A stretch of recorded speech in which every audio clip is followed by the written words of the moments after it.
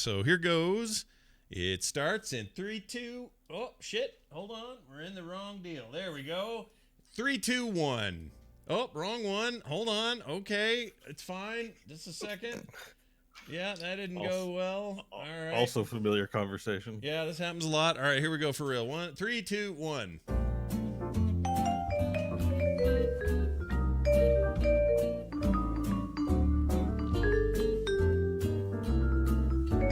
Hello, everybody. It's Core. Welcome back to Core. I had to burp, so I had to sort of be quiet at the beginning. That's why the music went longer than usual. I apologize, everyone. Probably didn't even need to tell you that, but I did, and here we are. I'm Scott Johnson with Bo Schwartz and John Jagger. We're here to do the Core show. That's right. It used to be a Heroes of the Storm show. It's not anymore.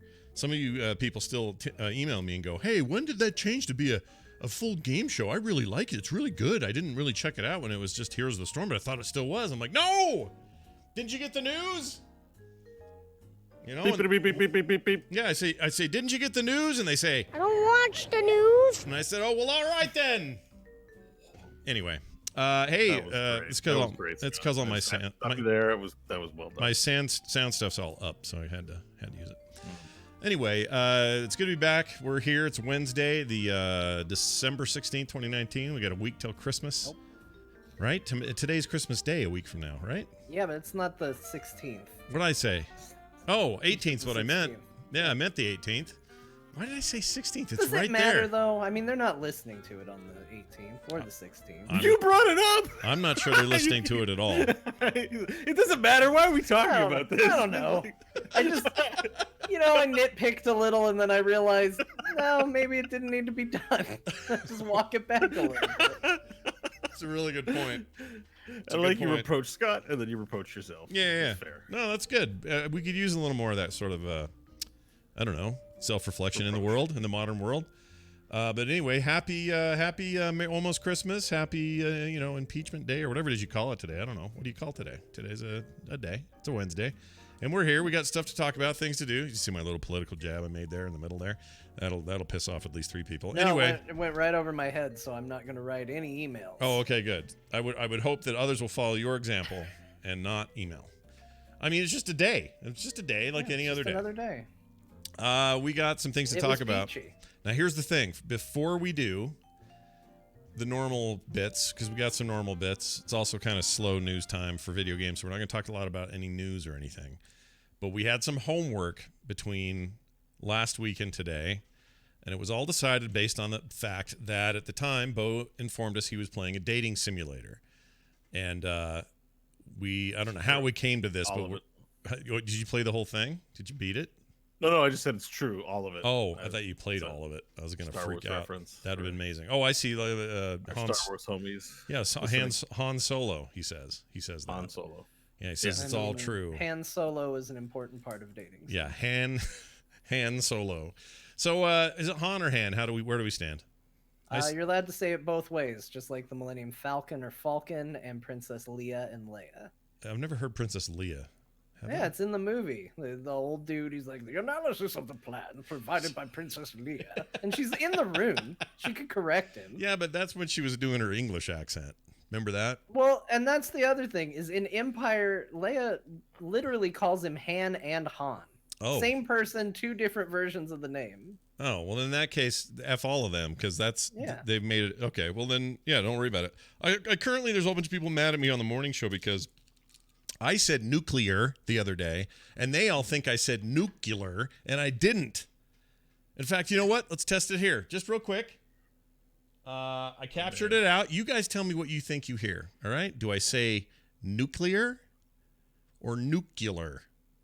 Which is incorrect, the second one, okay? Ready? Here goes. Nuclear plant. What'd I say? Nuclear plant. Yeah, I heard nuclear. Nuclear.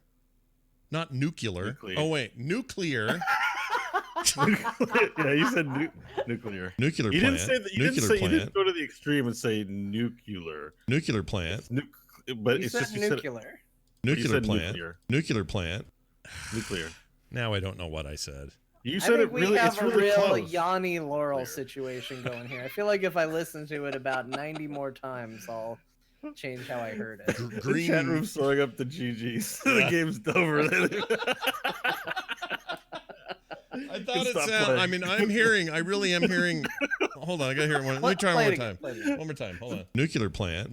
Nuclear plant. Nuclear. Nuclear. Nuclear. Nuclear. You Nuclear say plant. Nuclear. No, I said nuclear. No. No. Nuclear plant. No. You definitely did not. Nuclear plant.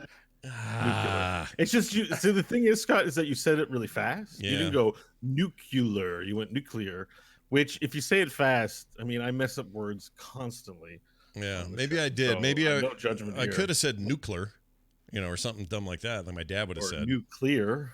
Look, I will fully Nuclear. admit, growing up in my house, my dad said nuclear every time. And we had to train ourselves out of it because that's all we heard. So when we got to be adults, I had to like. I have a family full of mispronouncers. It wasn't a chimney in our house; it's a chimbly. My dad would say, "Put the dishes in the zinc," and we're like, "It's not zinc; it's a sink." Was he German? Maybe he was German. But we are German. Put The the dishes dishes in the zinc. But nobody had a German accent. We're 5-6 generations in Canada, so it's not a. You feel scrub those dishes until they shine. Put it in the chimney. It's like it's more like a countryside patois than it is, German accent. Chimbly. I get There's that. all kinds of words. Satisfaction was another one. In the sink before Santa comes down The the chimney. chimney. Wait a minute. So, what was the other one you just nuclear- said? What was the one you just said? What was the third one? You just said it. Oh, satisfaction. Satisfaction? Yeah. Like And then the family would be like, "That's not a word." And he'd be like, "I don't care. It's satisfaction." And it was like, Wow. "All right." That's you do you. I got Pop. terrible news Yeah. for your dad. It is not satisfaction. My favorite Well- was when Mick Jagger sang that song that he don't get no. Oh yeah, good. No satisfaction. Yeah, it's a classic. It's a classic. It's on the top 10 of all time. Just the great thing about English is that people might correct you, but ultimately nobody really cares. What's that song where they say "wrapped up like a douche"? What's that one? There's a song. That's Oh, the song. That's how I know it. Yeah, wrapped up like a douche. Guided by the light? No. Oh yeah, blinded by the light. Backed up like a douche. What is it? Not backed up. Backed up like a douche in the mother family. You added things to that. That wasn't I it. don't know the line. I just know the wrapped up like a douche in a skadoosh. Okay, something somebody like that. captured something. I just want to see if this is what I think it is. Let's just see if this is it. Hold on. Sorry, Chad. You have to live with this for 1 second. It's good to be back. We're here. It's Wednesday, the December 16th, 2019. We got a week till Christmas. They wrote. The whole start. Is that our show? Yeah, that was just now. They did a clip of. Are just we now. doing a co-stream of our own show with a 10-minute delay? No, and no, They no. have Hall of Mirrors. That's just a clip. Have you never seen a That clip? would be a crazy podcast idea. What is? Where? What? What is? We start recording Core, and in 10 minutes in, we start a recording of Core, and then we co-stream watching the first 10 minutes of our show. And then at the 20-minute mark, the co-stream happens again on the co-stream, and we do this Hall of Mirrors co-stream until it descends into chaos, and then we end the show. That sounds like round, Podcasters react to their own podcast. that sounds like rounding in songs like "Row, row, row your boat" is what you've described in podcast form. Yes. That's a terrible idea. We should never do that. You start the show, and then when you move on to the first topic, Bo will start the show. Great. And go from there. I mean, I don't know how we haven't thought of this brilliant idea before. But thank goodness it's come up now, so we can make a So point the of correct doing that. pronunciation is Han Solo.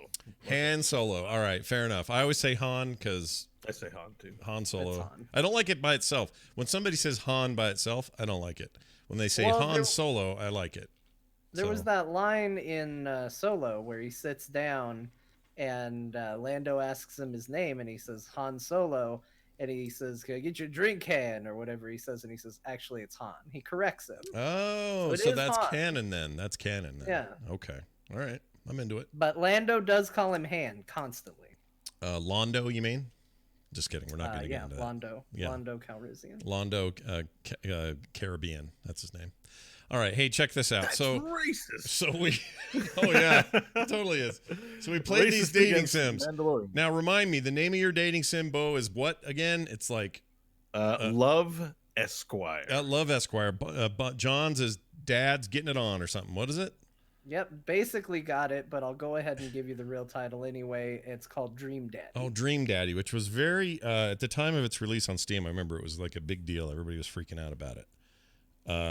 Okay, and then mine was that KFC thing, the Kentucky Fried Chicken Dream Kernel. What the hell is it called? Isn't it called I Love Colonel Sanders or something? Yes, hold on. I love you, Colonel I Sanders. love you, Colonel Sanders. That's it. I love you, Colonel Sanders. Okay, yeah, that's the name. Just making sure. So I played that. Now I had the advantage, or the I don't know what you want to call this, but mine was free to play, and I'm really glad that that's true, for a couple of reasons. One, I would never spend money on a game like this in my life ever.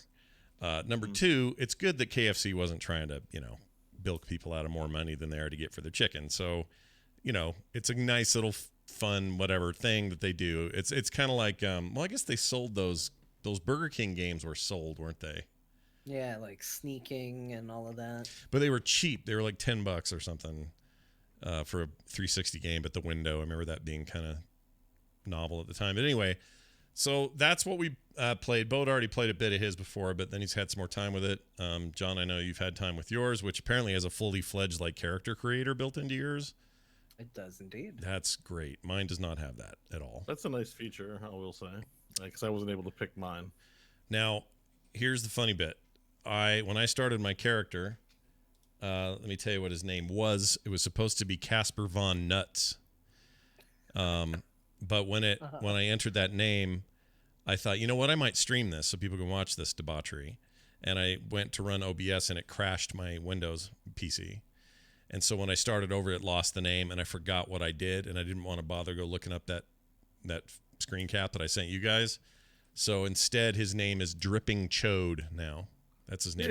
I know. That's what I'm saying. Casper Von Nuts was way better. Is it dripping or driping? Dripping. DRIPPING, which is great because people say things like, "Come on, Dripping Chode, we're late for the date," or whatever. It's like, it's great. It's good stuff. Anyway, so I started a new character. Doesn't that kill your immersion a little bit? Shouldn't have you just called yourself Scott? Oh, I do that all the time with games that they want a name that I know is going to get used. Sim, right? Dude, I'll even do it for Zelda. I think my name in Zelda is like Pud or something. Yeah, I get that in the games, but I mean, from it's a dating sim. Yeah, but see, okay, now we're getting to the meat of it. When a character goes, "I love you, Dripping Chode," you're gonna be like not in the right zone. Yeah. Well, that's okay. It's not gonna touch you the way it should. So that's talking about Dripping Chode and not you. Okay, but herein lies what we should probably have a conversation about, because I think these games and the genre of dating sims in general is terrible, and it was only reinforced this week by my experience with I Love You, Colonel Sanders. And it's pretty straightforward. It's like you're in a school. It's a culinary school. And you got friends. Some are closer than others. And there's a girl who's your friend. She might be more than your friend, but you got to push to see how far you can take that relationship. And Colonel Sanders is everybody's favorite, but who's going to end up with him? Nobody knows. And everyone's young and stupid. And there's you have some rivals, that you have to deal with and all that sort of stuff. Like, it's got a lot of the trappings of what these things are. So even though I know there's a touch of parody on the Colonel Sanders part, it's still pretty straightforward in terms of lots of stuff you got to read, dialogue trees of 3 or 4 answers. Depending on what you say, they respond different ways. You get dialogue trees? You don't have dialogue trees in yours? Yeah, I got dialogue trees. I don't get dialogue trees. What do you have for communication? You pick the topic of conversation. He gets when it gets to the end and the colonel wants to give you his secret recipe, he gets to see it. That's what he gets. Oh, that's it. That's it. What? I'm playing Love Esquire. No, I know. It's fine. Continue. So wait a minute. So in Love Esquire, but still, even though you're choosing the topics, so it's flattering enough when you ask a girl just to talk with them. That's what this game is kind of reinforcing. Okay. You're like you click them and you have options and you have to spend a whole hour, sometimes 2, of game time, and game time is precious because we could be training, getting better at things. But instead, I'm taking time out of my day to speak to a lovely lady like my sister, and sorry, John's face. I'm not sure. I'm trying to date my sister in this game. Wow. But you just pick a topic: gifts, family, work, and one other one. Did you say gifts or gifts? Gifts. Oh, okay. With a T. I would play a dating sim where all you talk about is the hottest gifts. The dankest memes, the best animated dank meme Work, gifs. family, and something else like places. Oh, the place that they happen to find them in, they might have something to say about that. And then they just have a conversation. It's a visual novel. It's just blah blah. Okay, blah, there blah, you blah. go. There's the word I was looking for. Visual novel. It's just like images that are usually pretty static, right? I know there's some with more interactivity and that sort of thing, but a lot of them are very static. There's no spoken dialogue typically. Or did either of your games have spoken dialogue or no? Yes, mine's all fully voice acted. Yours is voiced. How about yours, John? No, I just get little like every time someone talks, they go, "Oh, hey." Oh yeah. Okay. Okay, that sounds just like See, that's where this one's a winner because everything's voiced and it's nice. I'll bet you the voice it helps. It probably enhances the we got experience. Tracer is my sister, and the Princess Beatrice is played by I can't remember her name, but the voice actress who does Yoko Littner and Taron Guran. I don't know who those Gurren people Lagann. are. It's anime I really like. Anyway, Oh. so I'm just like, oh man, this is great. Okay. All kinds of great voice actors in this game. It does a lot to enhance the visual novel experience, if you will. Sure. I think most of them are not voice acted. Just the one you told me has Jesse Cox in it? Yes, Jesse Cox plays Princess Kamal. I mean, the barman named Boss. Boss? Really? Boss. Yeah, and you're like, that can't be a real name. He's like, I'm not telling you my real name. He's just called Boss. All right. It's really goofy, this one. Like, there's a lot of humor, but And here's the thing. I am not bashing anyone else's love of this genre, but I can tell you that I only got about an hour and a half into this thing and I gave up and I was so irritated with it. I find this kind of stuff grating and irritating. And I think I might just be either missing the point, the wrong demographic, something's going on there. But when the options are like, oh, hey, do you want to do stuff after school? And my options are, yeah, let's go hang out. No, I've got homework. Maybe, let me think about it. I can only do that for so many times before I want to strangle a horse and eat its flesh. I hate it. it's dripping chode. I really Sorry, don't like it. just callback humor. I just had to do it. I didn't, I kind of want to like it The name of the because guy. I understand that, people are into whatever they're into, and I'm trying to understand it. I'm a big believer in, like, what are other people up to? What are they doing? I don't understand this. I don't understand the appeal of it. I don't know why people are into it. I don't know why all the reviews are so high. Like, it's lost to me. Most genres I can look at and go, oh, I kind of get it. It may not be for me, but I totally understand why Dark Souls is so huge, and I totally understand why other games that I don't necessarily jive with, why those work for people. I can't figure these out or why they click with people. And it's a little larger than gaming too. Like, I think we'll probably just stay in the gaming realm. But robot life partners are a phenomenon that's happening, even though it's on the periphery of our society. You know what I mean? Like, there's like you'd be like, get a real girlfriend, meet a real person. Mhm. What is this? And it's like, sort of, in a way, these kinds of interactive erotica, even if you call it that, is like very, you could look at that and be like, what does you get out of that? And, Okay, so what you're telling me, if what you're telling me is that for some people, I'm not saying for everybody, I'm not saying every game, but for some people, some of these games for them are like Housewife and her Harlequin novel, or someone's dad and their Playboy subscription, or different than, I don't mean porn. I think it's outright, closer but- to romance novel because, like, clearly, if you want porn, it has never been easier to access it in the history of humanity, right? Like, Oh, yeah. you're one click away on, like, just write one word in that search bar and you're there. Yeah. So an if that's what you're embarrassment of looking riches. for, Yeah. you don't need these games. That's not what people are looking for, I think, when they play these games. That's because I have 5 to 6 hours under my belt and I have yet to see a single booby. Like, it's been the most wholesome PG thing. It's really about dating and relationships, and there's been no, sexual activity, simulated or otherwise, of any kind so far in this one. I like that you said it's under your belt, though. That cracked me up slightly, just a little bit in the back of my 5 to head. 6 hours, Yeah, 6 hours That's- under your belt. Yeah. Yeah, how many over the belt? Yeah. thousands. Thousands. That's So the scale. let me Pretty sure. I'll ask you this then. So if I was, how do I explain this? Like, to me, it's not going to be any different than I enjoy, and people can enjoy multiple things. I'm not saying there's one or the other, but if I like science fiction and I read a lot of science fiction novels, it probably goes, it's probably safe to say that I will also enjoy a video game with a good science fiction world and a good story, or a good bunch of mechanics that are set in a sci-fi space or whatever. Like, those things can coincide. What it sounds like to me is these dating sims / relationship simulator, whatever things are it's the same for like, oh, well, and I also really like, I can't think of an author, Harold Robbins, he's old, but some author that makes, romantic stories. It's like, if you really like, here's a better example. If you're really into vampires, you're probably going to really like Vampire the Masquerade, and you might even like vampire books, right?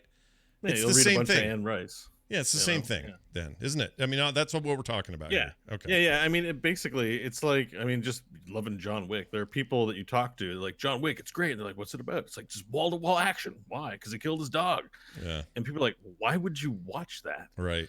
Like, that sounds awful. People who would sit and, watch a Hallmark movie or something that me would be like, blah, blah, someone's like, do you want to watch a romantic comedy? I react like Michael Scott in The Office. I'm just like, gross romantic comedy. I think we react strongly to things we don't like. And I think for you, that's,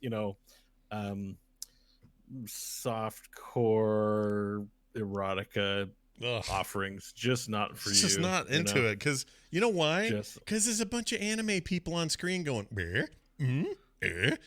is any of that supposed to do for me? It doesn't do anything for me. They're just a bunch of drawings. I mean, I think you nailed it. It's just about the fantasy. If this was Blade Runner visual novel and it had sweet animations and it was similar, you'd be like, well, not much game to it, but the art was pretty sweet. You're a fan of art, and if they pulled off, you know what I mean? Like, I don't know. I just feel like that's exactly if there was a Mad Max Fury Road visual novel.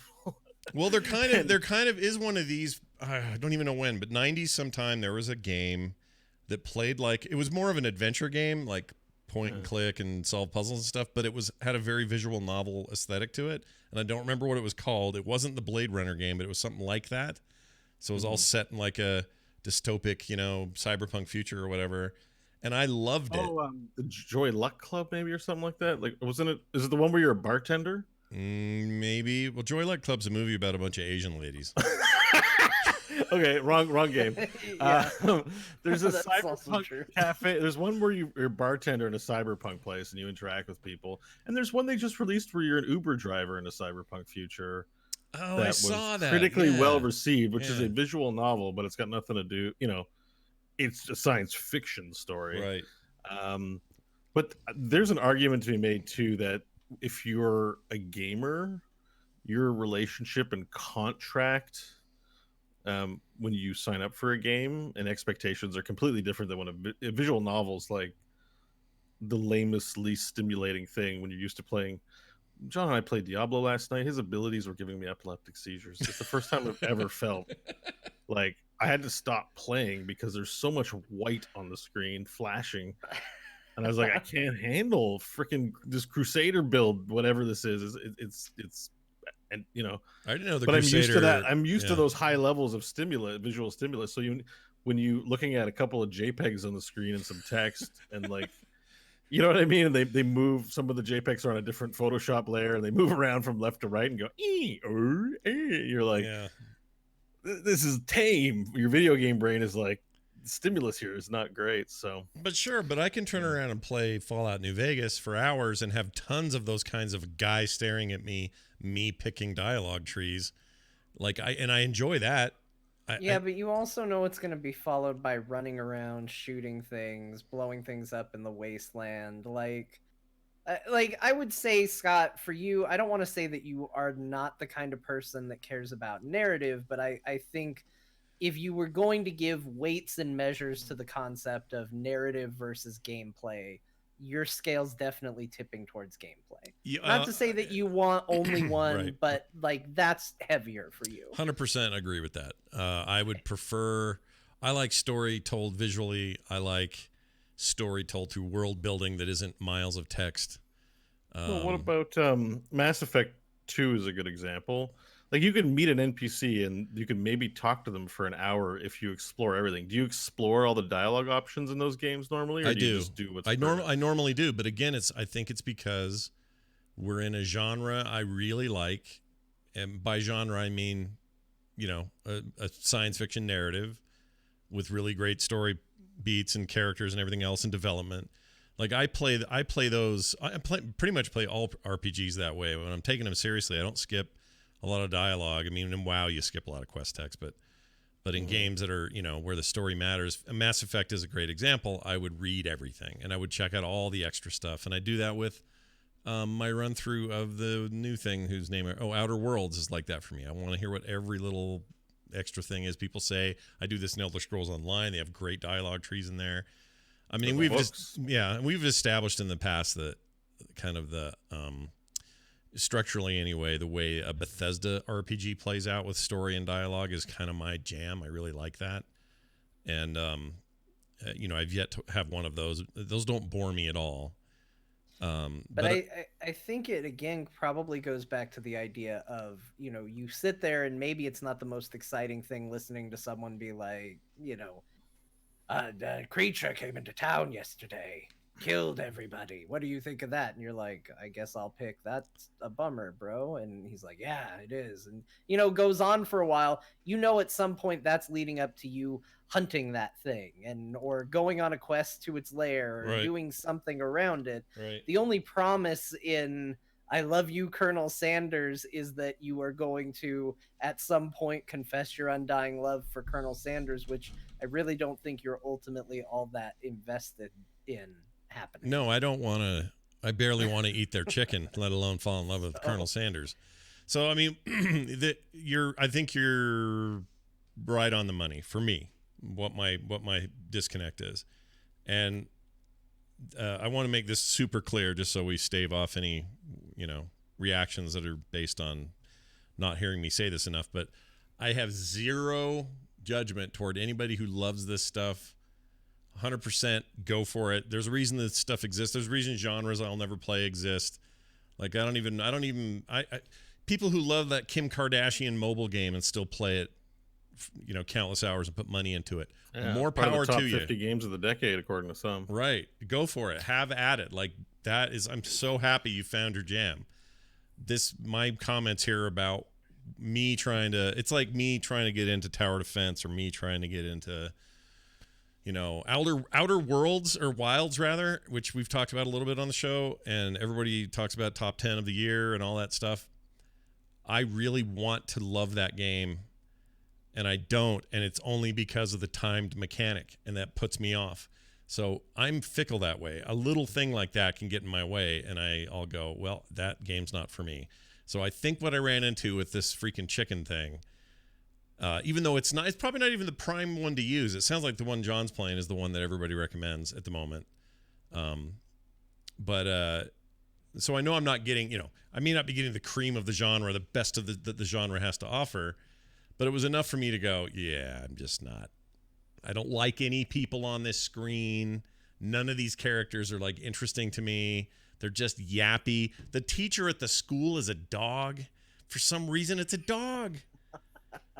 He's just a dog with a hat, and he talks to you. Well, keep in mind that the Colonel Sanders one is meant to be satirical or Oh, I get it. Goofy in that vein, and they're not all like that because I Love Esquire is certainly not like that. It's so well, it's okay, not serious, but it's a little more thematically consistent in its aesthetic of being in a kingdom. Sure. And I'm a noob, and I agree with you on that. Obviously, the Colonel Sanders thing's meant to do that.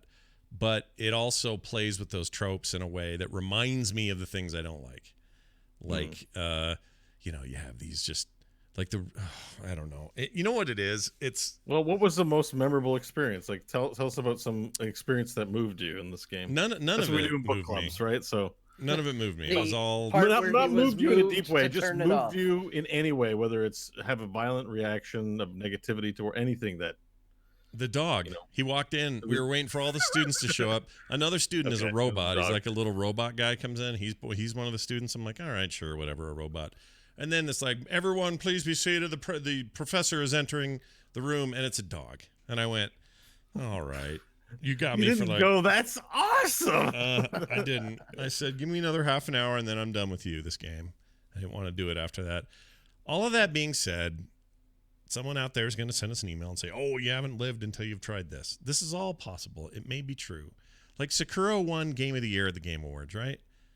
I still can't. I try, but I can't enjoy that game because I don't want to be punished for punishment isn't fun for me, even though accomplishing something in a punishing environment in a video game can be very rewarding. I'm just not in that place anymore. I just want to keep going and keep moving and not go, oh, I died. Boy, I bet if I memorized that pattern and if I came back here after 2 hours of backtracking, I'll bet I could do it again and beat him that time. Oh, I didn't beat him that time? Well, I'll get you next time I have 2 hours to come back and do this again. Like, I can't do that anymore. So my game tastes are just not in that zone. And I don't think they're in this zone either. I could change my tune completely. In 10 years, suddenly, everyone finds out Scott's sitting around playing dating sims. I don't know. But right now, it's just, I just don't think I can do it. I don't think so. So, John, we haven't talked about John's experience at all. John, how's your deal with it? It's all trying to get dudes together, right? Or something like that? What's the thing? Well, I mean, ultimately, it is a dad dating simulator, is how it pegs itself. It is a goal where you are supposed to go on dates with dads.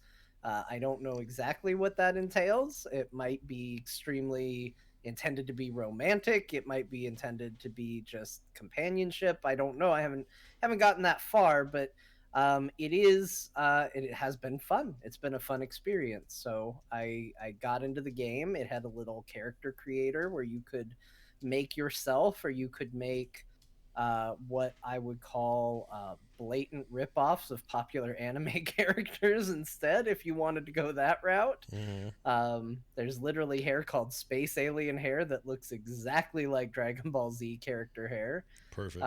So you can really do what you want to do in that realm. I did make a dad that was me. That looked a little bit like me, but I had to give him a different name. So his name is John Smith. And so earlier, Bo was talking about why did you break immersion and give a different name? So here's why I had to name my character slightly different from my name. Okay. Because it got a little weird at the beginning because you get to create your dad, but you don't get to make any of the other NPCs. And your daughter in that game, her name is my girlfriend's name.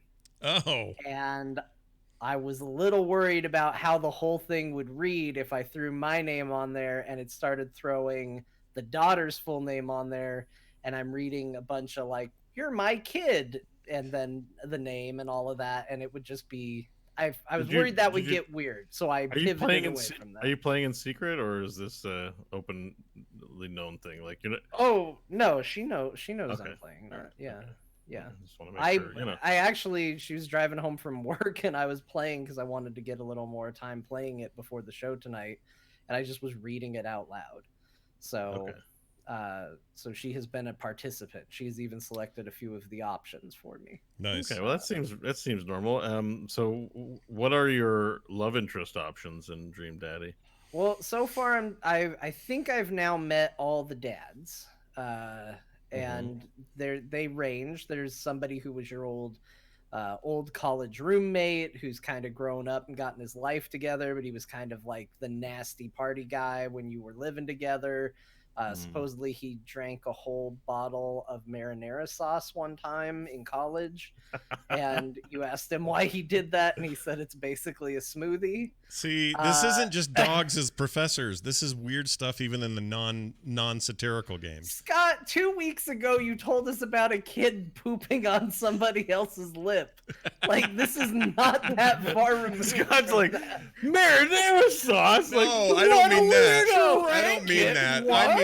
I mean in the context of the game, that's just a weird non sequitur thing that I would just go, I just look at and go, okay, well, what? But why? It was used to explain like the kind of person this guy was, because in this he's a big fitness guy, right? Yeah. Like, he's super in shape. You meet him while he's jogging. He's got his little baby attached to a harness on his chest who goes for jogs with him, and you're telling your daughter after the fact, like, this guy was not like this in college. He's the kind of guy who drank an entire bottle of marinara sauce. Much like you might tell somebody, this guy is not a guy who should be trusted. He once stuck a frozen chicken leg up his butt. Like, yeah. So imagine Gary now might be a normal guy who's like raising a daughter and like not being right. like that anymore. I doubt it. Yeah. He was so weird. Well, the fiction of this world, it's Gary, basically, I would say. Interesting. But you know, I used to stick chicken fingers in my butt, but now that I got a daughter, I got to be responsible and shit. Can't do that anymore. But it's got a pretty good cast, I would say.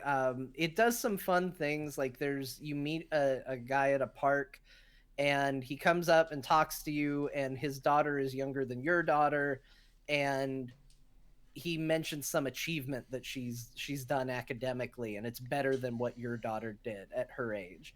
And all of a sudden the game goes into black and white, and it looks straight out of Pokemon. And it all of a sudden the game starts playing like Pokemon, and you have a little battle where you try to brag about your kid more than the other person brags about their kid, and you try to constantly one up them. So like attack is brag, and you'll just say something like, well, my daughter had a 4.0 grade point average last year. And then he comes back and he's like, oh yeah, my daughter skipped a class, and then you take more damage because the brag was better. Or you can use items and show like little achievements and awards that they've gotten. And is that how combat works? It's about bragging about your kid?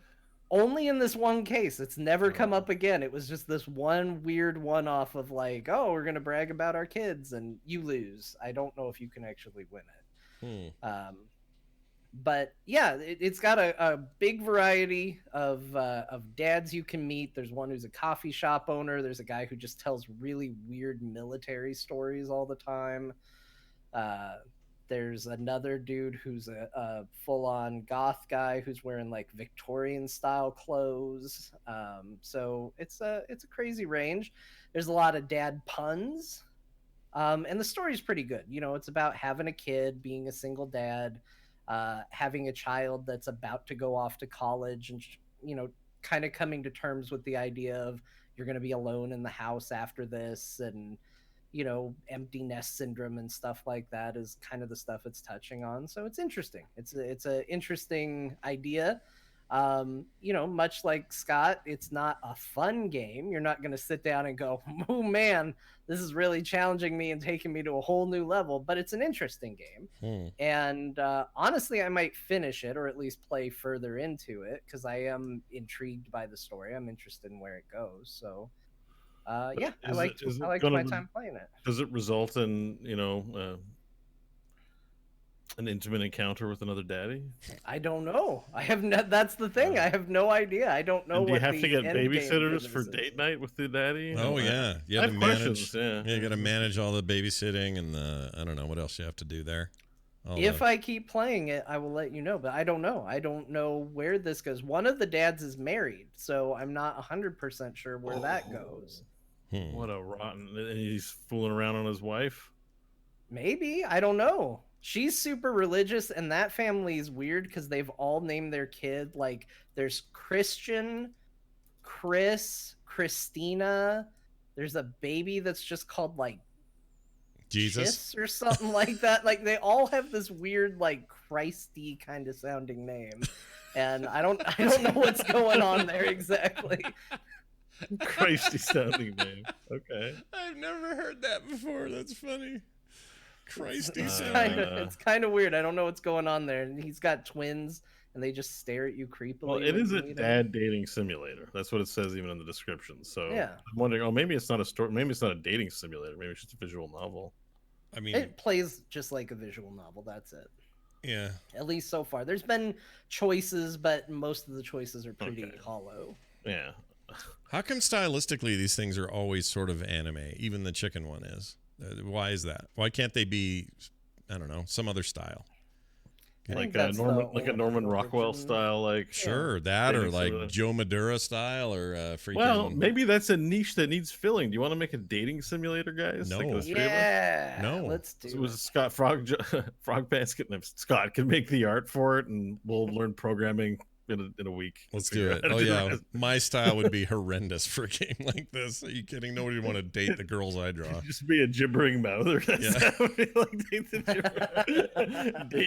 Baby Yoda. We'll worry about the licensing later. I mean, there's like 1,000 art styles that I would be more inclined to enjoy as a visual novel than I do anime, and that's part of the problem here. It's a me problem. I know it's me, but big-eyed, short-skirted, freaking Japanese schoolgirls with giant eyes. I just don't. It's not my jam. I just I'll think say that kind of Dream Daddy doesn't fall too far into that. I mean, it's still drawn and all of that, but it doesn't feel very anime. Although you can make your character extremely anime. Like it feels like the character you play as is an anime character, and none of the other characters are. Yeah, I'm looking at the art for Dream Daddy, and it's not that anime. It's the least of the three of them. Anyway. Of the three, yeah. Oh yeah. I mean, they're clearly. The Colonel Sanders thing is leaning really hard into the tropes of the genre, whatever that may be, and yours is a little more traditional. It sounds like John's maybe breaks the mold a little bit visually, but everything I look at on that Steam list, if you go to look at the tags and stuff, it's just they all look like it, and they're all called things like Saruka's Day Out or Chim Cham leaves a frog poop or whatever. It's just a bunch of like statements. They're not even names of anything. It's just like, I don't know. Dude, I think there's a vampire in that game, Dream Daddy. I'm trying to look at pictures. There's a dude who kind of looks like a vampire. There's a vampire? You meet him at, there's a goth store called Dead Goth and Beyond, I think. Yeah. And it's kind of a weird encounter. The picture I see him in, there's butterflies and like these glass panes, like taxidermy style, and a library with a ladder. I haven't talked to him yet, so I don't know anything about him. I know he was at the goth store, and he was unhappy with the era in which... He's got Jerry Seinfeld's pirate shirt. Yeah, he was unhappy about the era his blouse was from. That's the only interaction I've had with him so far. He called it a blouse in there? I think he called it a blouse. Okay. That's great. Is it blouse or blouse? I think it's blouse is what I was always heard. But Canada's weird. Not a blouse. Blouse? No, I think it's blouse. I think it's more of a Z-y sound. Sounds German again. You got a bunch of German stuff. Blouse. Where's the blouse? Doesn't sound German. Put it in the chimney and clean the dishes in the zinc. It might be. I have no idea how I've been impacted by the German ancestry. But you do have are you full German background or full? On my dad's side, you can trace it to mostly German. Yeah, but it was like 6 generations ago, so maybe like 125 years ago or so. Oh wow! Like before the World Wars ever happened. Oh wow! We were the word is we were criminals. Oh. And instead of facing persecution there, we escaped to the New World like a great many people in that time when the New World was a place where you could start anew. So you guys like the Schwartz crime family in Germany? Well, I'd have to go. We haven't traced it back to Germany, but the idea I think is that he was a land baron. Oh wow! So like a Trumper kind of deal. A Trumper of the 18th century. Okay, I get you know what I mean? Like a rich person with serfs. Yeah. You have your real estate deals and all that. But turned out to be criminals. So you bring some wives with you. Yeah. And your criminal cohorts, and you escape to the New World, and then you flee from justice. Wow. All right. Yeah. Do you have when you have like family stuff, Christmas or whatever? Do you guys make traditional like German food and that kind of stuff? Do you do that? No, we're so un-German. Like the thing is, we went into the woods, preserved the ways for a little bit, did a little inbreeding, and I mean, when in the New World, when you're in the forest and there's only like 10 of you, yeah, and then you have some kids, and those kids, the dating pool, you walk for days to civilization. No electricity. Yeah. Your dating pool is very limited, and we were from like the forest, like not from any city. That's cool. Like the pioneer life. Bo describes that he's just like, we're from the forest. Yeah, well, you live in a house where there's no roads except for the paths you have, and you have horses, and like for work you would travel days. Yeah. To go live in a shanty for 6 months and cut down trees and then come back to the. Is that kind of living, right? Like Sure. You'd have a kid while you were gone. He'd be 8 months old by the time you'd return home, and then you'd be gone again for another 6 months. Yeah. That sounds so right. It was that, and then all the German got bred out of us. We don't speak German. We're as Canadian as Canadian gets in terms of surviving cold weather, cutting down trees, saying things like Jesus Murphy, and all the rest. Like I have no connection to Germany whatsoever, except for the fact that I'm inbred. Like my grandparents are third cousins. Yeah. Well, you have you have Nazi leanings and stuff too, right? Just kidding. I made that up. No. although, I mean, I have a good friend who would call me the Nazi. Really? Just because, you have nicknames for your friends, right? Yeah. Like, there goes, I don't know. I never gave a friend of mine like Top Gary, I Bottom don't know. Gary. I had mean friends. Like, I mean, we're all but mean in that funny way where you have a good friend, but you call him a name and it's funny, but in any other context, it's like inappropriate, right? Yeah. So my good friend Fufu would call me a Nazi. He's like, "Oh, there's the Nazi." Hold on, why is he Fufu? Because that's his name is Francois. Oh, Francois. Yeah. But he's Lebanese, so I'm not gonna put his name out, but he's Lebanese with a French Canadian name, and his mom just liked calling him Fufu. Oh. And so we all call him Fufu, except I would call him Dirty Leb when he called me a Nazi. So we had that kind of relationship, which is highly inappropriate. But when you're, that's okay. Because when you have like friendships that cross right. racial, national boundaries, and everyone's kind of cool with that inside thing, it's totally fine for everyone. But then it shocks people outside of it. So totally. That's like when my dad used to call my brother and my sisters. He called them. I have 2 Korean sisters and a Korean brother. And I've talked about this on other shows, but my dad at home would refer to them in the most like term of endearment way as chinks. That's what he would call them. Yeah. And he would do it in this playful way where he'd say, "All right, load up the chinks. We're late. We gotta go. Where are the we're missing a chink or two," he'd say. and it was all I know it sounds shocking to hear it, but it was all in like fun. Because it's like it sounds kind of like they belong, because they do belong to them. He's the legal guardian, right?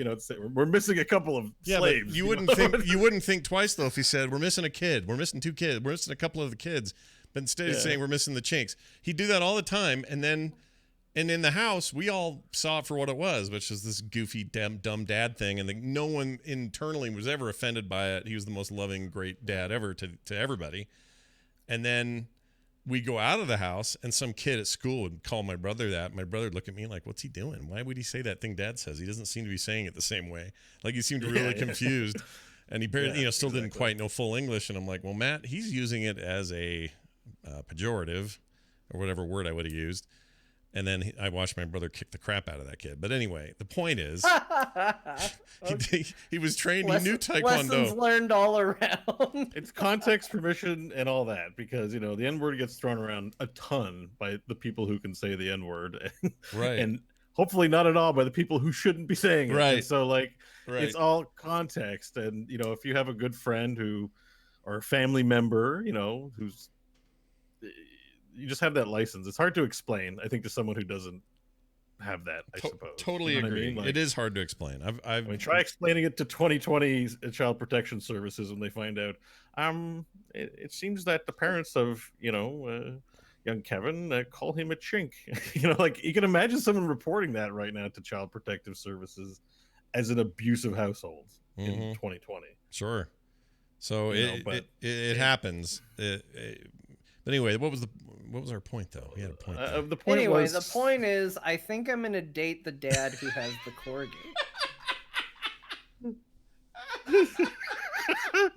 Wow, we really drove straight into the weeds. Usually I can trace back when we find our way, and I'm like, I don't know how we got. I don't know how we got there either. But wait a minute. So one of these guys has a corgi, and he's just your jam or whatever. Well, as I listed the options, my girlfriend was very on board that I date the dad with the corgi. Okay. The reason was because he had a corgi. Okay. Yeah. So. Oh, that's too good. All right. Well, we two thumbs up for the 2 games you guys are playing. Big thumbs down for any of those for me. Not into it. Not my jam.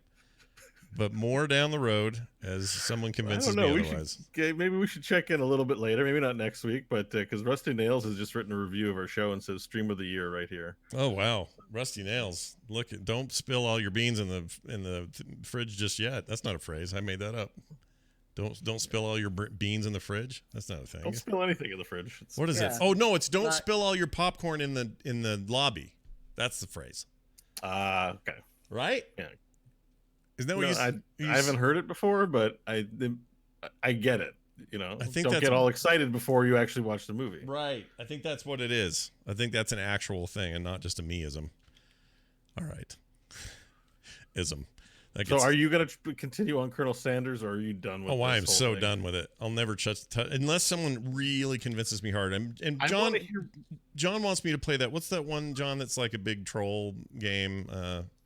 I didn't want you. I said you'd hate it. Doki Doki Literature Club, which is a pretend one. Right. It pretends to be this for a long period of time, and then it becomes a very unsettling, disturbing horror game in the middle of it. Right. And that's interesting to me from I should experience that to see what kind of fun satire we're dealing with here. Like, I kind of feel like I might play that one day.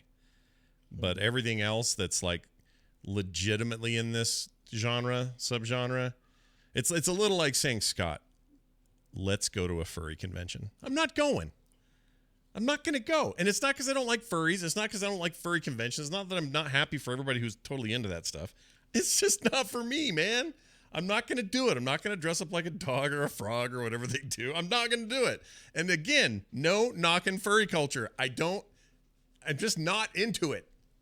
And I think you're allowed to go without dressing up, though. Oh, I don't know what the rules are. Can you? I don't know, but you just, it seemed like your big takeaway was, I'm not going to dress up. I don't know if you have to. I feel that way about a lot of things. I get that way about any party where there's any kind of dressing up. Like, I don't like Halloween parties where I have to dress up. I kind of hate that.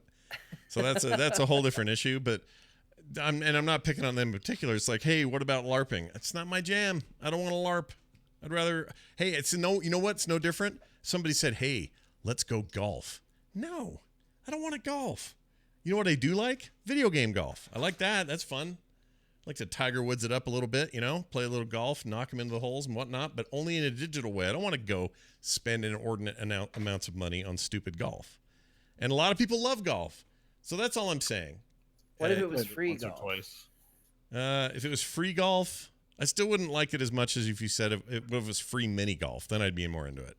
Yeah. Because that's like arcade golf, What if it was Top Golf? Yes, I would do that. I've actually done that. And I've done that with people in the Frog Pants community, and that's a ton of fun. Would I do it every weekend? No. I'm terrible at it. I'm not particularly into it. I've never understood this whole Game of Kings business. I like basketball. I'll go play that with you. I like a little hockey here and there. So I guess what I'm saying is I'm putting it out there that this stuff's not for everybody. Clearly it's for somebody. I don't think it's for me. I tried. So I want to do a follow-up with John. Maybe not next week, but I do want to check in and find out more about Dream Daddy. Yeah, I'll let you know. Can we make that happen in January, maybe? Yeah. If I keep playing it, I probably will. I'll probably play a little bit more. Start 2020 off with a bang, Bo, with the Corgi Dad and you and a bucket of chicken, whatever you need. Yeah. Make it happen. Yeah, 2020 is going to be insane. I don't know what my 2020 video game plans are. Right. I just know I'm going to be broke. Oh, it's going to be bad. March. Well, it's not only going to be bad. There's a lot of great games coming out for, lots of reasons, but it's the year we get Cyberpunk, and that's like a giant glowing inevitability that I cannot avoid. I mean, I'm seriously considering buying a PlayStation right at the end of the cycle. Perfect. Oh, perfect timing. Yeah. Perfect timing. Yeah, but I really want to play Final Fantasy VII Remake. Oh, really? They're doing PC version of that, I thought. No, they're not. It was leaked. It hasn't been announced, but the box cover was shown that the timed exclusive is like a year. Oh, that sucks. And I'm like, yeah, that's a tough one to wait out, man. Yeah, no, I get you. I would totally. Well, I mean, I guess you'd still have to wait a year. Borrow a friend. I don't know if I have a friend with a PlayStation 4. What about what's his name? Crofton. He's got something. He's got a Switch. I just don't know if he has a PlayStation 4. He might lend it to me. Yeah. If you get close enough to the new PlayStation coming out, you can probably get one pretty cheap though. Right. Everybody will be trading them in to get the I was thinking of Kijiji-ing it up, but I'm like, we'll see how it is. I don't know what's going to happen because March is going to come around and there's going to be Doom Eternal, Cyberpunk 2077, Final Fantasy VII Remake. I'm probably only going to have time maybe to focus on one. I just don't know which one it's going to be. So I don't want to buy all three and then figure it out after. I kind of want to just get it right the first time. So I don't know. You know what's really fun is watching the chat room try to decide which animal I would be at a furry con. I think you should go as a frog in pants. I think you should just brand it. All right, frog in pants. Somebody up here said a fox. Somebody else said more of a maned wolf than a fox. Some are saying that I'm stuck in my ways. No, you can listen. Let me tell you something about life.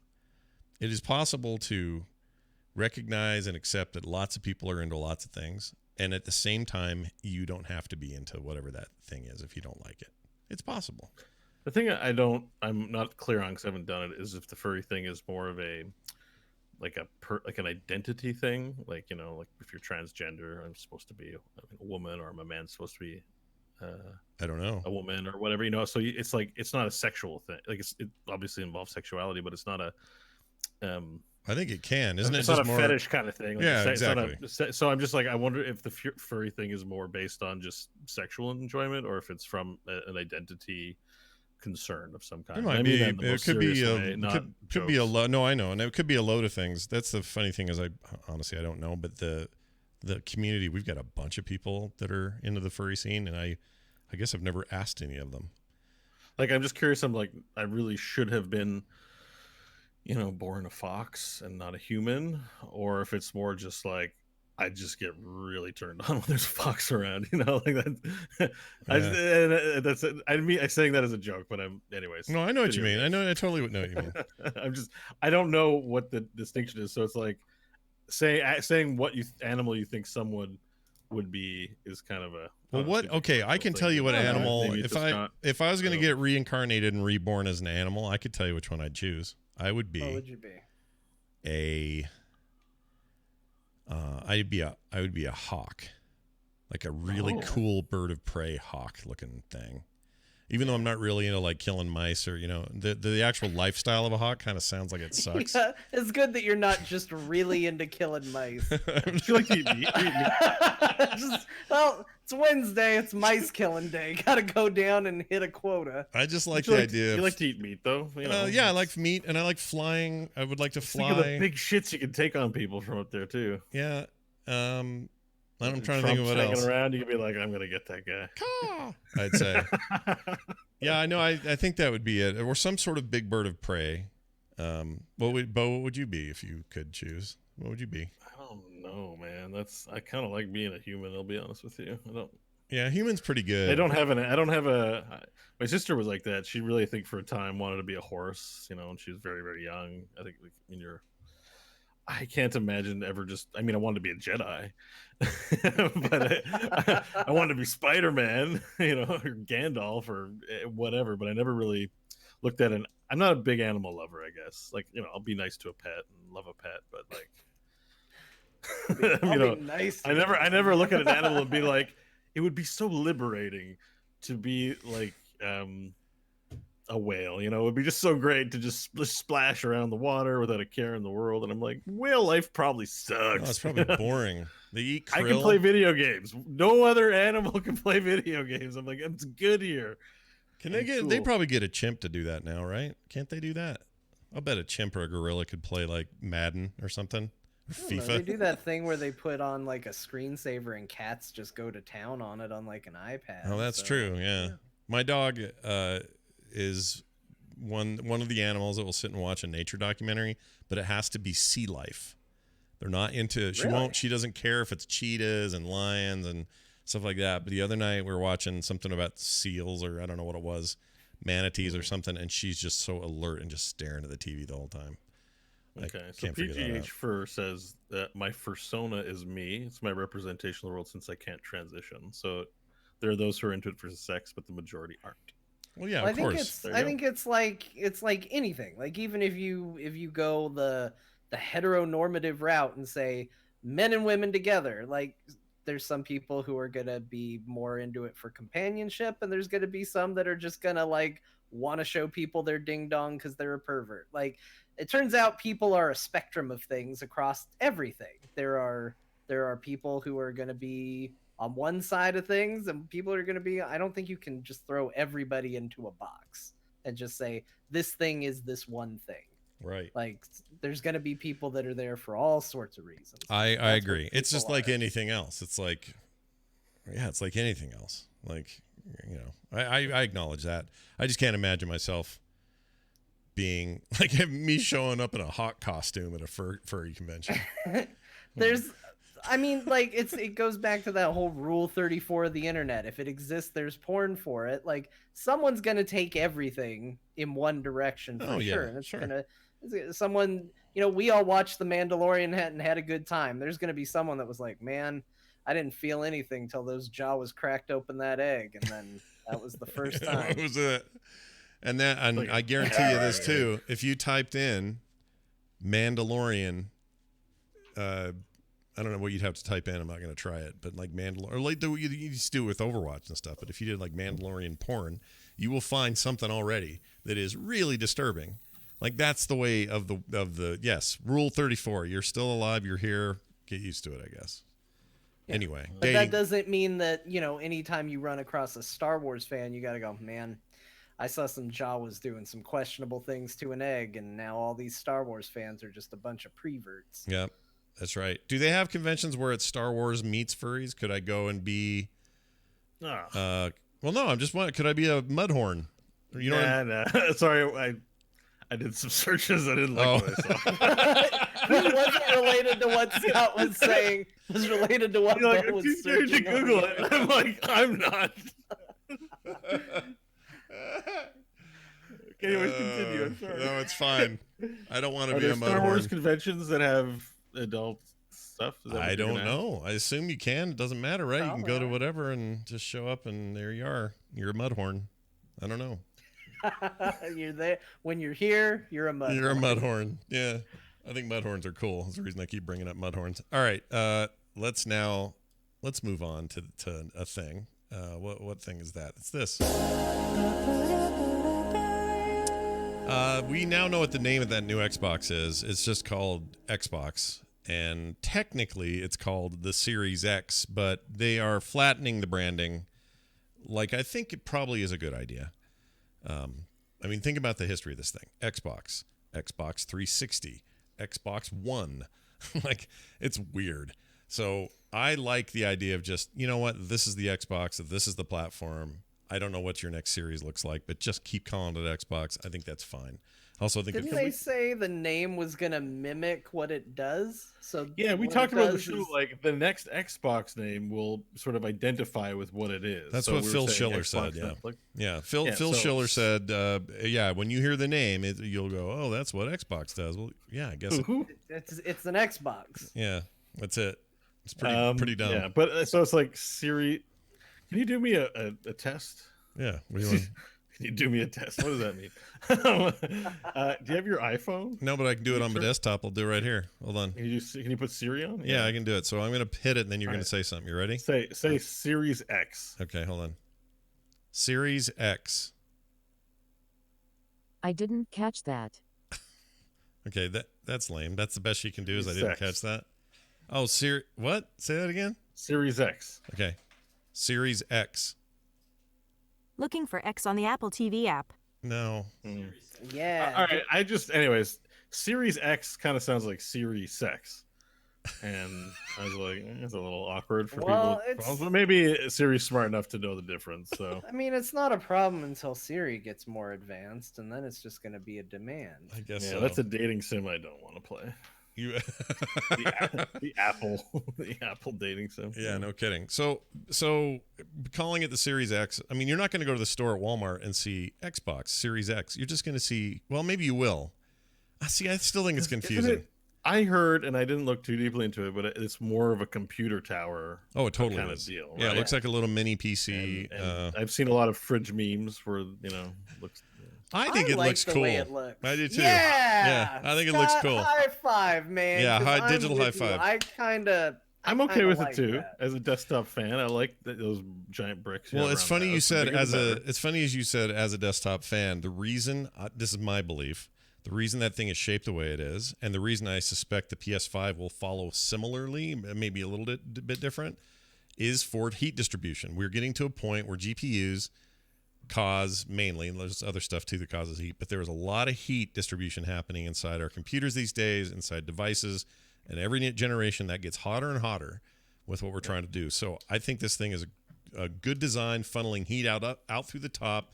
You can lay it on its side, which means, heat falling out the side. But either way, it's a good, efficient heat distribution model. And you don't I have but no you don't want problem to hear with it too. You want quiet fans. Right. You want better fans. Right. Exactly. And there's no coolant system in there, so you expect your system to have comparable specs to a desktop PC, but they're not going to put water cooling in a console. Right. You know what I mean? Right. I mean, they could, but there's no way that would jack their price up. Wouldn't that stuff break pretty easy during shipping when it's prefabbed that way? Like you kind of want to install it after, right? Right. You Plus, ship it installed. I'm one of those people. I have liquid cooling on what I have now on my desktop, and I always wonder what's that water like in there right now. Like, how gross is that water? I have that as well, and I kind of look at it. Are you supposed to change it periodically? I don't know. Are you? You never change it.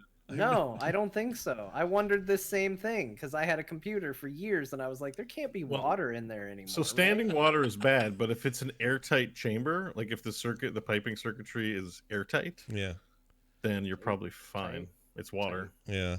This is all true. Tight. Yeah, no, it's. So heat issues have always been a thing. We've known that in PCs for years. Consoles are just sort of catching up to that. But I think it's a fine design. My guess is your fridge has water or brine in it too that you never change. That's true. Yeah, I never do. My fridge definitely has water in it, and I should drink more of it.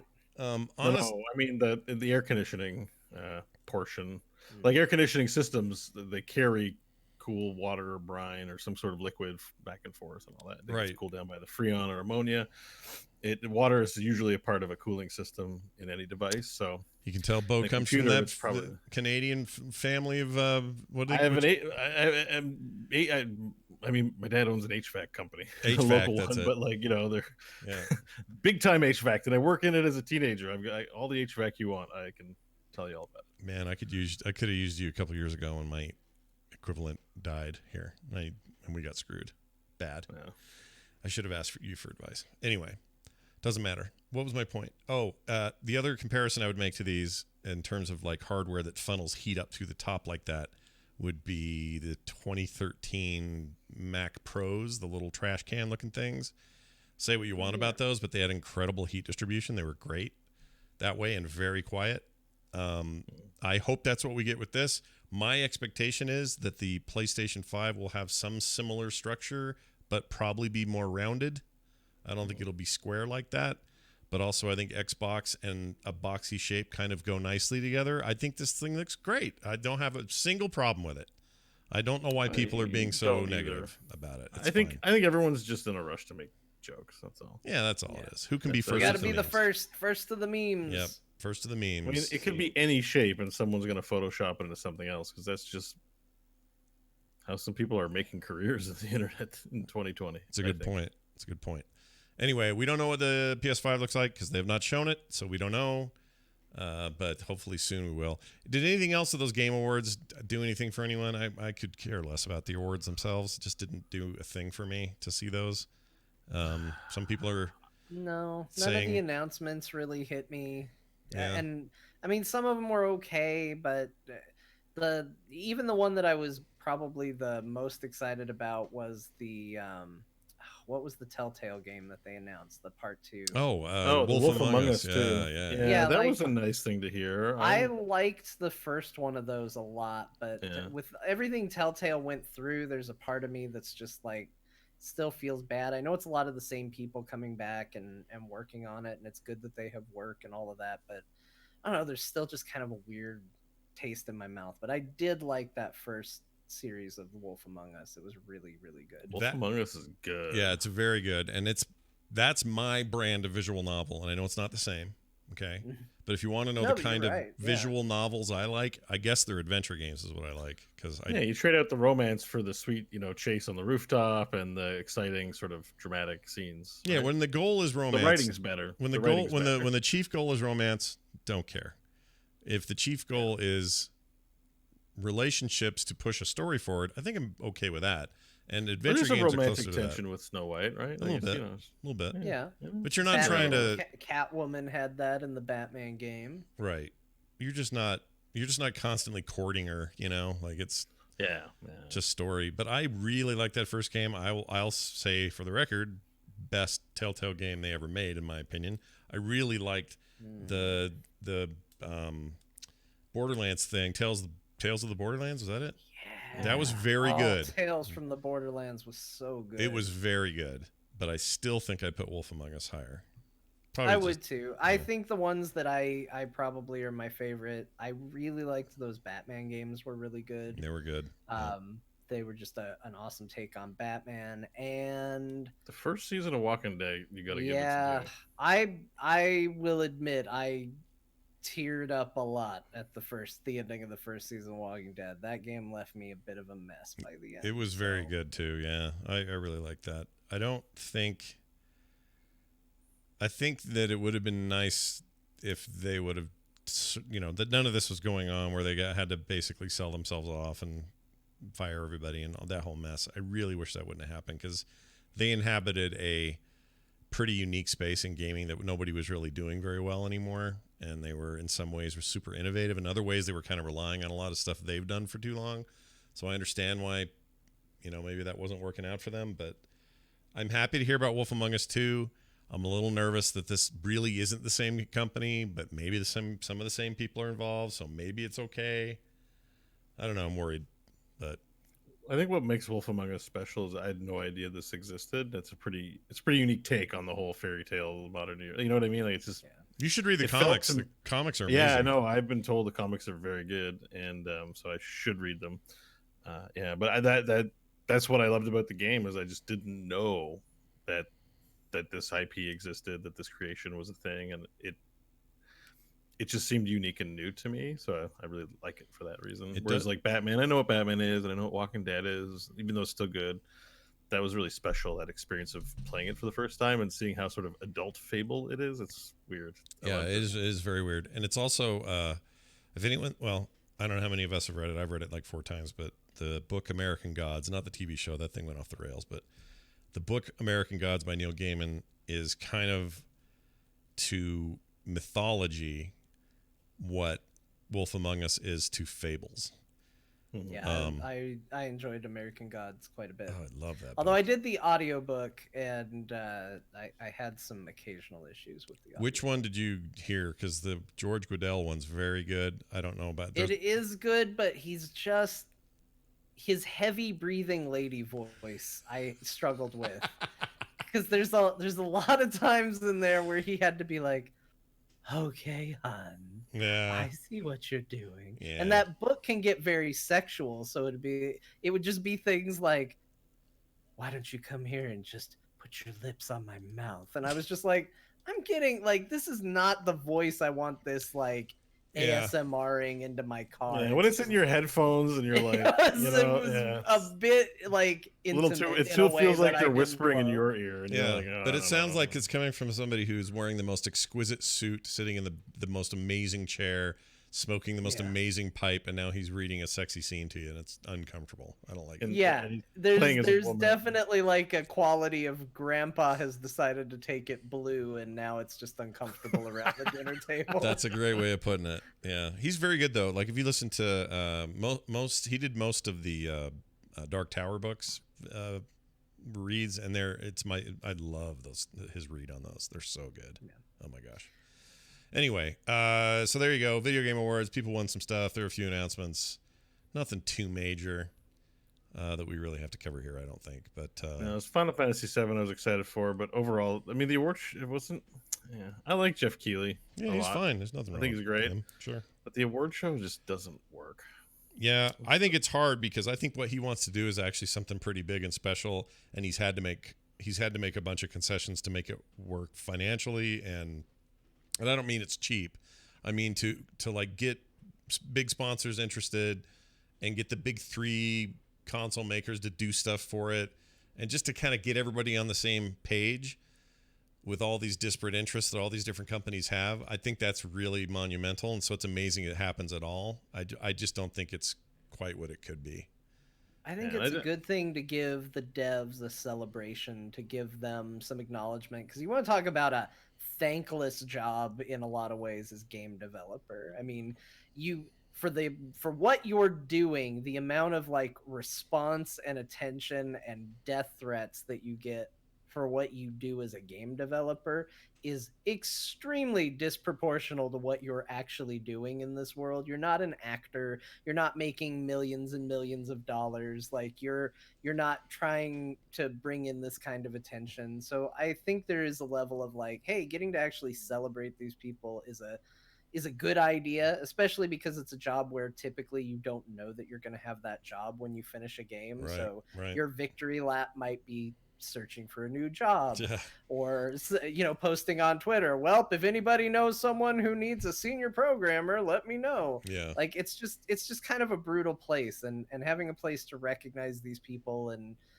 kind of celebrate them, I think is a good idea. But you're right, it's a lot of times it feels like, oh, what are they going to announce, what's going to be the promos, what's going to be this, as opposed to what it should be. I agree exactly with your sentiment. I think the problem is that it's an award show.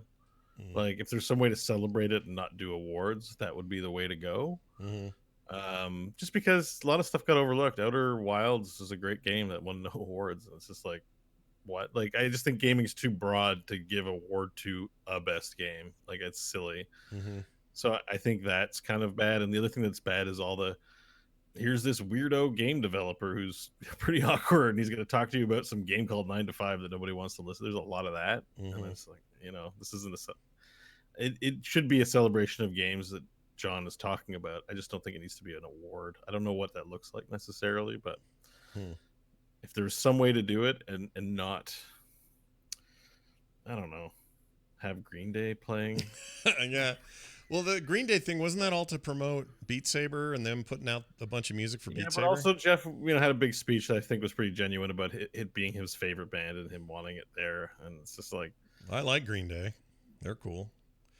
You know what? I don't like music at video game stuff. I don't either. I'm with you there. I was about to say true BlizzCon, true Video Game Award. I'm like, it's not really I'll go to a concert. I don't need. I don't know. It's just. Like, if you're going to do a concert of the video game music, like the musical numbers they do with video games live. It's like, all right, that's cool. But, like, I don't want just, even if it's your favorite band, I just don't want your random side pop music in the experience. It just doesn't work. I just don't think it works. Yeah, I totally agree with that. Although, whatever, teach their own. In this particular case, I was interested because I'm playing Beat Saber. I like that game a lot. It's very cool. To me, it's the only killer app VR has ever produced. Like, it's the thing to make sure you have, no matter what VR headset you have. Mm-hmm, mm-hmm. And it's very good. But the reviews on Steam are horrible for that DLC. And I thought, well, what's the deal? All these people hate Green Day or something. And I went and looked at them today. And I think they also brought this up on the Giant Bombcast this week as well. I think that was them, maybe somebody else. But anyway, what was happening is people were just in there bitching about how the music's being censored. So a bunch of F words are being censored. So you can't just buy the raw music. You have to hear, not beeps, but like, how radio versions of songs get played. There's like a little chunk of, not dialogue, but whatever taken out of it. The vocals are just muted for that one word or something like that. Yeah, and that upset a bunch of people, which I totally get. I wonder why you can't just why can't you do that dynamically? Like, why couldn't, we live in a time where that you should be able to turn that off and on like blood mode in a game, kind of. Yeah, I mean, it depends on the tech, but I know I play a lot of Rocksmith. I'm trying to think. I don't think there's a lot of, I think the swearing is in the game because there's Rage Against the Machine. They swear a lot in their stuff. Yeah, Rock Band had a bunch of sweary songs in it. They didn't care. Yeah, maybe, but like, I guess those games are more just about the music. So it's like they know they're going to get a bad reaction from filtering swear words from classic rock songs and stuff like that. I guess it's Beat Saber's kind of like a family game. Like you said, it's the killer app, so 8-year-old Billy's going to want to play Beat Saber as much as the other guy, and I guess that was just the executive decision they made. Like, it's not for hardcore rock musicians that also play VR games. It's for everyone. Right. That would be my guess. Yeah, it's weird. It is weird. Anyway. I don't know. Like, I always have found, and I guess, you know, it depends on the child and all of that, but I've always found, like, pretending like bad words don't exist around children is always weird to me. Like, everyone I know who has kids cusses in front of their kids, and their kids are the ones that are like, you shouldn't use that language. Like, it makes, like, verbally responsible children, but if you try and keep it a big secret, then it becomes a fun little taboo thing for kids. Yeah, never do the secret thing. The secret thing will get you in trouble. Trust me. As somebody who's raised 3 kids through their childhood, if you act like the word sex is scary or weird, or you can't talk about that, they will immediately build up a taboo. Wonder what that is. And as time goes on, they're going to be trying to find information somewhere, and it ain't going to be you, which is the stupidest idea ever. Also, if you bump your hand and smash your thumb and you yell shit, it's your daughter who's going to tell you, Dad. It's not going to be you going the other way. I mean, I'm not saying this. When your kid comes home from school, don't go, hey, you little shit, how was your son of a bitch teacher today? Like, I'm not saying that. Like, you don't have to be a complete doughhead, but what I mean is, don't pretend like if your kid comes home and goes, penis, you know, you're supposed to, your reaction might be to go, oh, no, we don't say those words, you know, and do that. Don't do that, because all you're doing is creating a fun little psycho idea that they're going to think of. And now the penis is a bizarre, distorted thing in their head. Instead, you say, oh, where'd you hear that word today? Oh, well, Billy said it at the thing. Do you know what that is?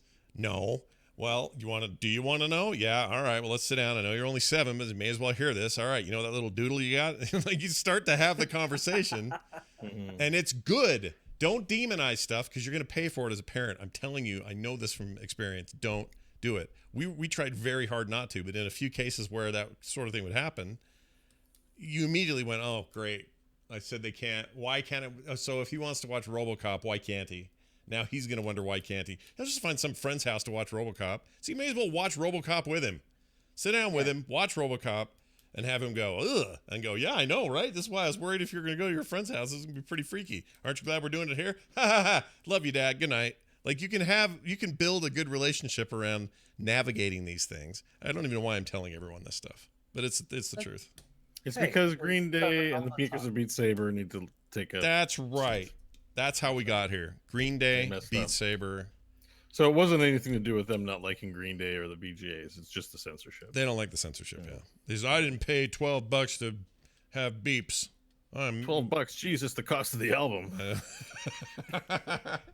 I mean, I listen to Green Day a lot. I still like Green Day. They were... I have no aspersions against Green Day. Just saying it might not be... I mean, they're buying the album a second time for the privilege of playing it Beat Saber. Totally okay with charging, but then they're also removing content from people's albums that they're buying a second thing. Right. Yeah, no. Just don't put Green Day in your game, Beat Saber. I actually, the other bummer thing is Beat Saber is all about sort of really good heavy beat driving EDM music, because that's, I don't know, it just fits. It's the way the beats work, and literally called Beat Saber. So bringing in like pseudo 90s punk band is a little odd, as it would be like saying, hey, Van Halen pack coming soon to Beat Saber. It doesn't fit to me. Yeah, but that's basically how all music is. It's striking at specific times in rhythmic patterns. Like, it's literally music. It might be a little... Your music notation at the end of the day, it's all that. So it's just that. Like, it's just... You could take anything with a beat that repeats at the same timing, because not all music does that. Right. If you're a classical fan, you're sure. The timing may shift. It doesn't follow a repeated pattern, but anything modern pop music is usually always for timing and repeats over and over and over again and works for... You can make it work. Better. Like, I was just thinking American Idiot probably plays pretty well, because you've got... The way that Beat Saber works is it uses a lot of not just beats, but interstitial stuff between beats. So if it was like, An American idiot. I can actually see you going. Like Expert would have like extra stuff in the middle there that's more about the guitar and less about the beat, but then they'd be on the beat the whole time. Yeah. So it would work. I think it'd be fine. It's just the guitar is literally the same thing. Like you have 6 different strings and you have 12 to 18 different spots where you put your finger. Yeah. So you like that's why Rocksmith is amazing, because that's how it teaches you to play guitar. It uses the same ideas behind Beat Saber and Rocksmith, and just actually applies it to your instrument and gives you feedback if you missed or hit and how to improve. Well, here's what I know for sure: these games will Rocksmith never. is like one of the best programs for learning music ever made. Like if you have any interest, you should be doing 30 minutes of Rocksmith and learning your guitar. I've heard that. Yeah, I've heard it's like legit like 2014. Like you don't need a new version. They're still putting new DLC songs. There's like 1,000 songs now as DLC there. They're still adding new songs all the time.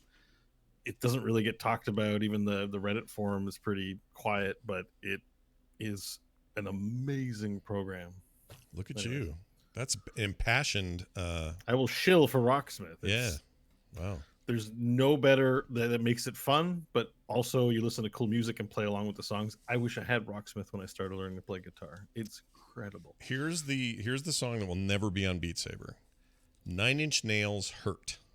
That'll never be on there because there's no beat. It's just. How does it go? I can't think how it goes. No, I keep thinking REM's everybody hurts, and that's not right. I can't even do it. Anyway, but my point is, you got it right. There's Everybody hurts. No, that's REM though. Oh, I hurt myself today. See if I could still feel stuff or something like that. Yep, that's it. Might have fallen apart a little bit at the end, but that's pretty much it. Oops. Let's talk about the games we've been playing this week. I played more Shadow Tactics and in fact streamed some earlier today. I really like that game. If people missed the sale, it'll probably be on sale again soon, so I guess watch for another sale. But I really like that game a lot. The full name is Shadow Tactics, Blades of the Shogun. And it's like an old Commando game, except very modern. And well, even though it's set in feudal Japan, so it's less modern than Commandos, but it's the same idea. You got kind of a crew, sometimes a mixed crew of characters. One might be a ninja, the other guy's a big fat shogun, the other one's a girl that's really good at traps, but she's really fast when she runs. But you use them in concert to try to come up with ways of taking out guards and captains. And solving maps where you have an objective or whatever, and they typically it all kind of plays out as a big stealth-based puzzle, and a million ways to approach it. Well, I shouldn't say a million. I don't know how many there are, but there are a lot more than. There's no one set way to do it. Is the point? And I really jam on that kind of game. And this one is incredibly well received and rated. Apparently, it went through a big systems change, or I guess under the hood sort of change. Some time ago that everybody was really happy with as well, and it just runs like butter. It's just a beautiful, awesome game, and I love it. Paying more ESO, which is great as always, and I'm still playing that Builders 2 game with the freaking. There's an anime game you like. Yeah. What is wrong with me? One. It's crazy how much I like that thing. It's very good. It's very, very good, man. It's on. I heard a good review of the first one from a mother who doesn't know anything about video games, just buying it for her like 7-year-old son, young guy. Oh yeah. And the kid just loved it. And she was even impressed with it, versus something that looks kind of, in her words, like garbage, like Minecraft. Because it's nice. It's a nice product, right? Yeah, it's very well put together. Yeah. It's like they looked at Minecraft and went, ooh, all this building and constructing and deconstructing and mining and stuff, that's cool. But what if it had a point? Like, that's the whole gist of this game. What if it was a game, not just a sandbox? And there's nothing wrong with a sandbox. I love a good sandbox, but this is like those elements plus it's an RPG and there are levels and you're progressing and you get new weapons and like there's a point to it all. Your town's growing and there's a story happening and it's a weird anime, kind of weird story, but it really works together nicely. It's very polished package, and I dig it. And it's not like, Minecraft's all pixely and stuff. That's not what this is. This is like a, fully rendered, fleshed out looking ass video game. And it appeals to probably lots of ages, but I find myself a little shocked how much I like it. I think it's very good. John, Star Wars Battlefront 2. Oh, I almost forgot to mention this. Sorry. Shadow Tactics, Blades of the Shogun, also free on Game Pass. So, oh, nice. Y'all don't have an excuse out there, or including you guys, I guess, but everybody who's got Game Pass on PC, Shadow Tactics is like straight up just there. So install it, play it, enjoy it, love it, have it. Okay. Star Wars Battlefront 2. I thought that thing died a horrible fiery death. I guess it's still around. What's going on? Well, that's what a lot of people thought, and myself included. And this is going to be something I'm going to have to talk about probably more coming up, because I have not spent a ton of time playing it. But I did hear word that they have done a lot of work to this game, that it is kind of this secret awesome game, one of those games that got a lot of bad press and had a lot of problems to begin with, and has just had updates and revisions and patches and changes, and has turned itself into a fine, extremely good experience. So I booted it up yesterday. I haven't spent a ton of time with it, but you see the trappings there. It was like, hey, you got a loot box to open. I was like, okay. I opened it, but instead of all these dumb power cards that sucked before, it was just accessories. It was just cosmetic stuff. Mm-hmm. Ways to make my character look different. And we're all kind of in a Star Wars mood right now. Mandalorian's going strong. We got a new Star Wars movie tomorrow, and also I've been going back and watching all the Clone Wars business, so I was in the mood to just shoot some people looking kind of like a stormtrooper, and it's definitely gonna scratch that itch. So I'll report back more time spent with it. I haven't done enough to really say that, oh, it's great, you should all try it, but it's definitely looking better than it did. And it's always had good shooting. Like, it's always felt good, right? Like, just feels like a good open-y, world-y, or, battlefield-y Star Wars game. Yeah, and I believe they also added PvE for their big maps, where you can do AI, so you can get a little practice. So if you're not really wanting to be competitive, but you just want big Star Wars freaking battles and shooting, I guess that's in there for you. And there's all sorts of stuff that sounds like it's doing pretty good. So I'm gonna check that out more, and I'll let y'all know what I think. All right. Because I haven't had time for much anything. Everything else has been Diablo. Bo and I played some of that together last night. It was pretty fun. Mm-hmm. I made him think he was going to have a seizure, and yeah. So what build is the Crusader doing that makes such a flashy nightmare? What is that? It's the new armor set that they added, which looks like Imperious's armor. Ooh. And it is nothing but dropping flashing lightning that arcs between it, and then giant pillars of light from the sky on top of that, and you just fill the ground. Oh, it's that pillar. It's everywhere. That pillar rune, but it's all enhanced with your build and everything. It's a Crusader, though. Right. Pillar. Is it the pillar rune? Well, they have it. No, Well, they have a rune that's like a moving. They're not. Are they pillars?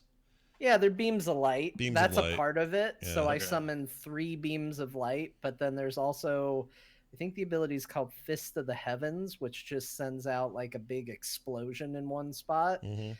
But you can do a lightning version of it where you can drop it and it just kind of sparks there wherever you click.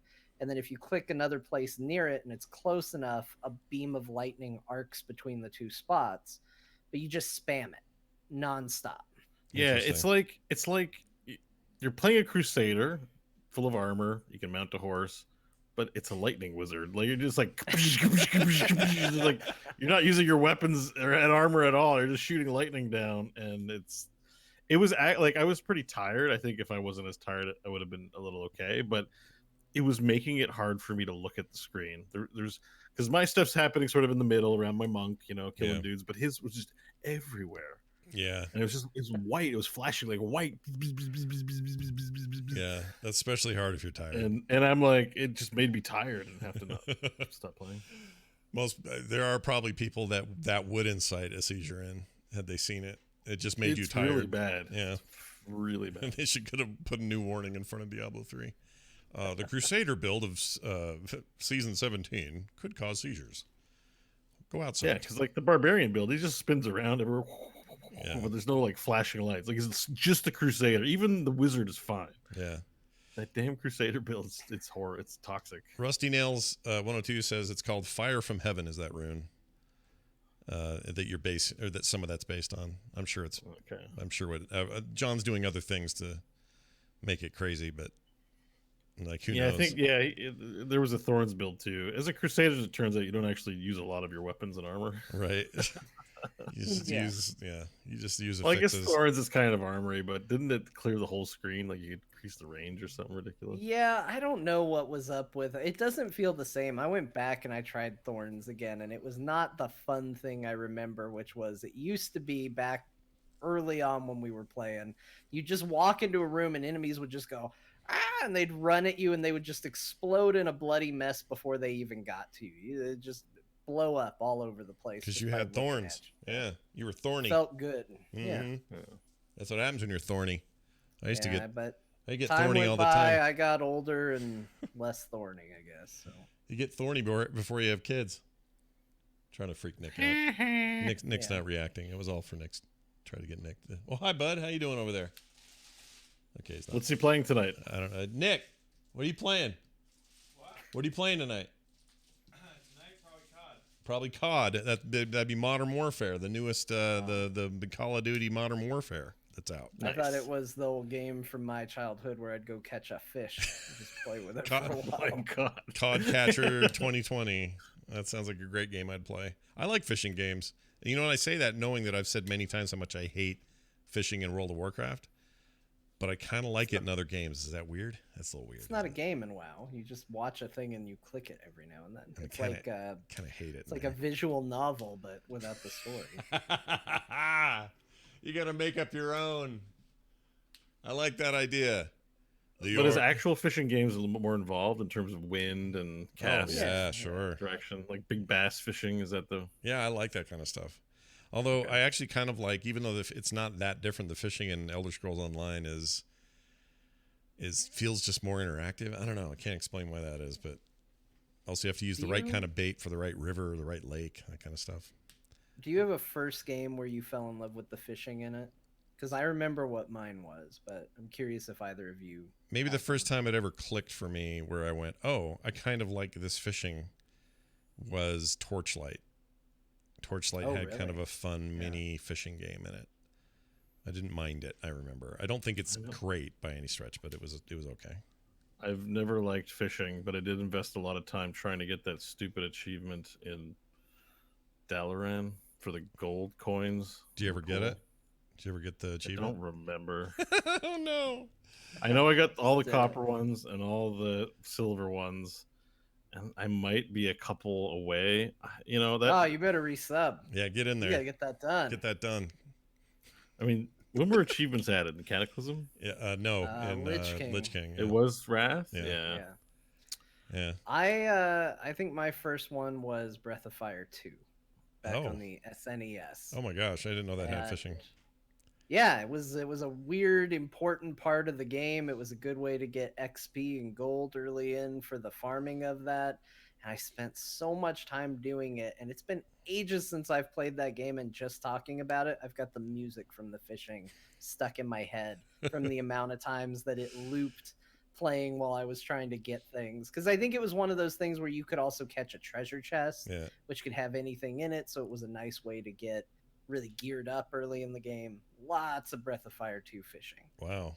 Oh, I started a game of that on my Switch, weirdly. That you mentioned that. That's so funny because I've never even played. Breath of Fire 2? Yeah, it's on the. So if you subscribe to their $4 a month online thing or whatever it is, you get access to a bunch of Super NES games, a bunch of NES games, and Breath of Fire 1 and 2 are both on there. And I just for fun started a game, and man, Breath of Fire 2 sounds like it's like religion. That game, it's like That game is weirdly heavy for the opening. Yeah. It's just like, here you are, it's your sister. Oh, she wants you to sleep by a dragon. The Lord of Hell has come forth and rips your soul apart as you're torn asunder. You wake up sweating. Thank God it was only a dream. And then you're in a church and they're like, do you pray to our Lord Saint Eva? You need to pray to Saint Eva to forgive your sins, you filthy bastard. And you're like, I'm a child. This game is heavy. Yeah, heavy it was really thematically heavy. Surprised me, and that was just the other day. I was like, "Whoa!" I never played it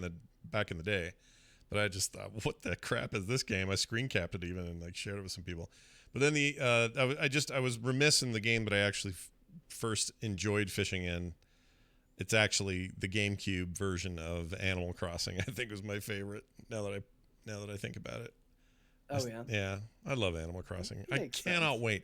If there's anything that matters in 2020 after freaking Cyberpunk it's Animal Crossing for the Switch that's coming out in March. I cannot wait.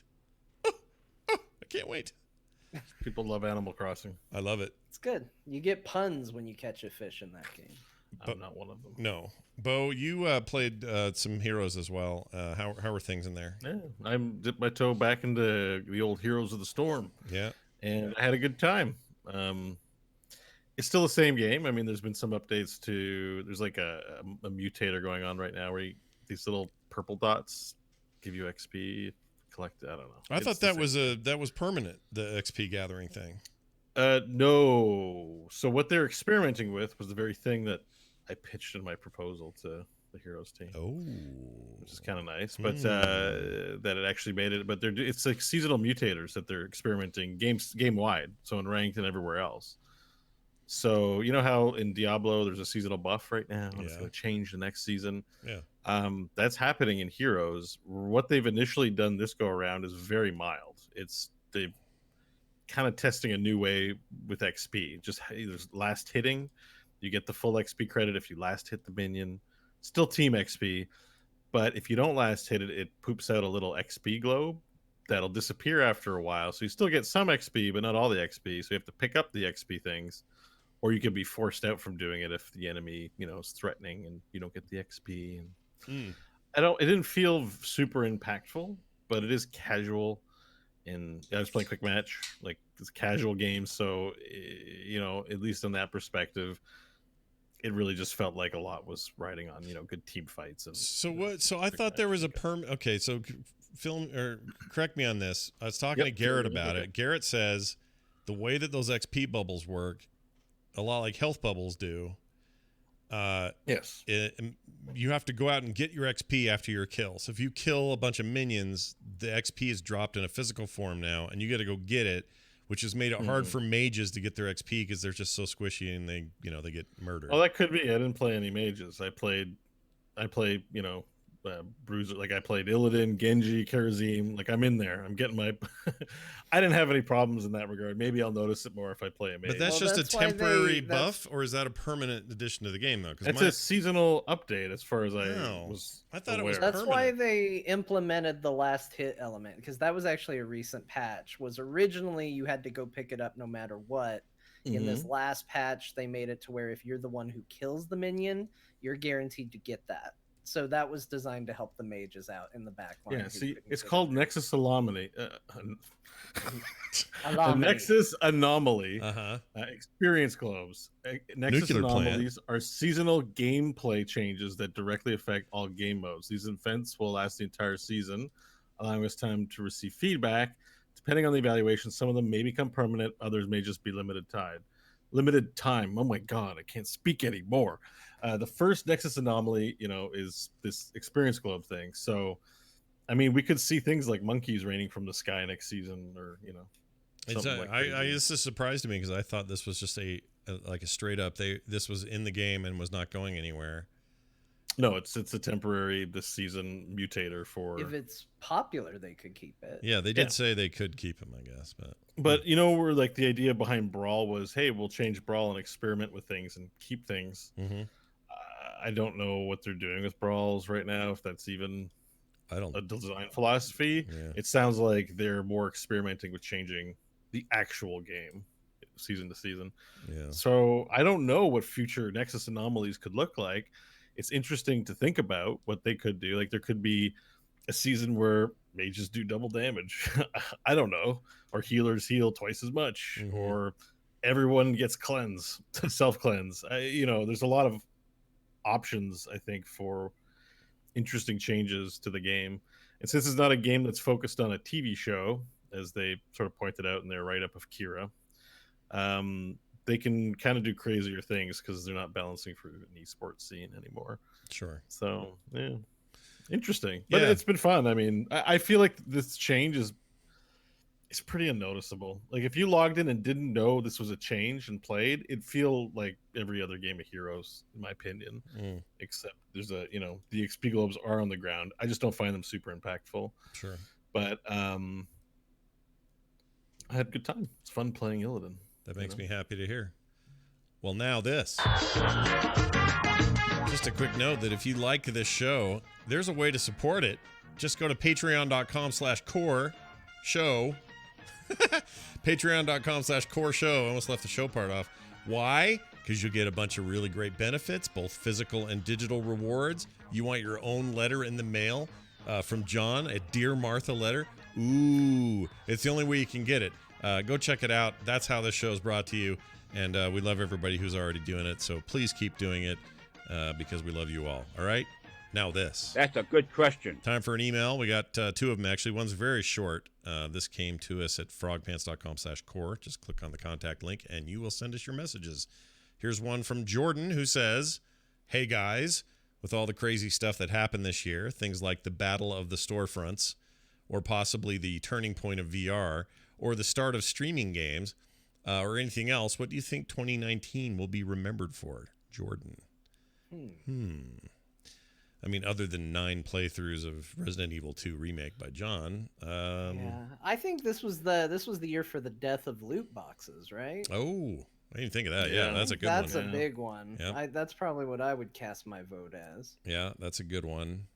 It's also the China Gate year. Yeah, a lot of China that's a stuff. good one. A lot You of might look back when it's the United Chinese States of America. You look back at this is the first year that 10-cent investment in American game companies laid the groundwork yeah. for the eventual peaceful invasion.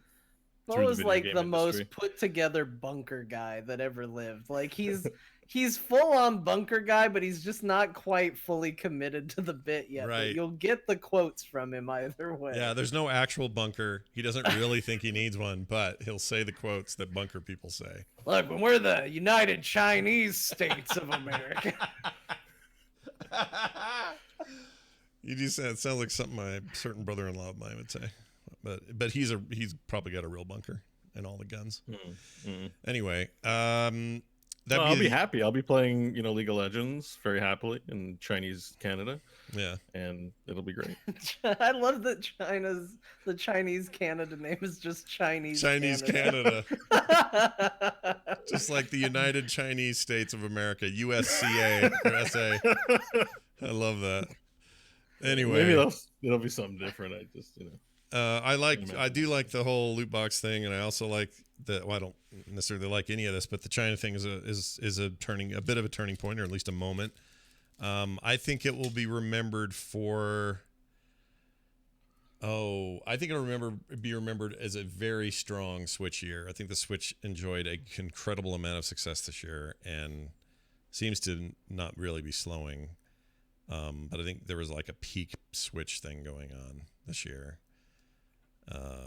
It's just, and that's all I hear about people wanting to get for presents for people. And everyone's asking me, "Hey, you have a Switch, right?" "Yeah, I think I'm going to get a couple of them for the kids. What do you want? What do they get? What games should I?" It's all this kind of talk.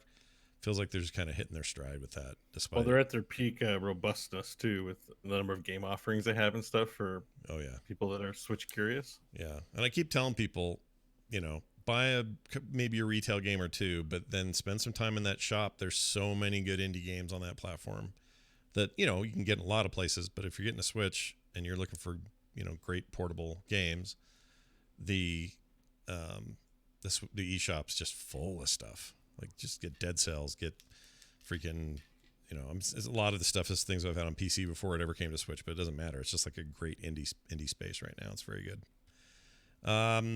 Nathan Jolly wrote in, says 2 Garys and Diablo 3 PvP.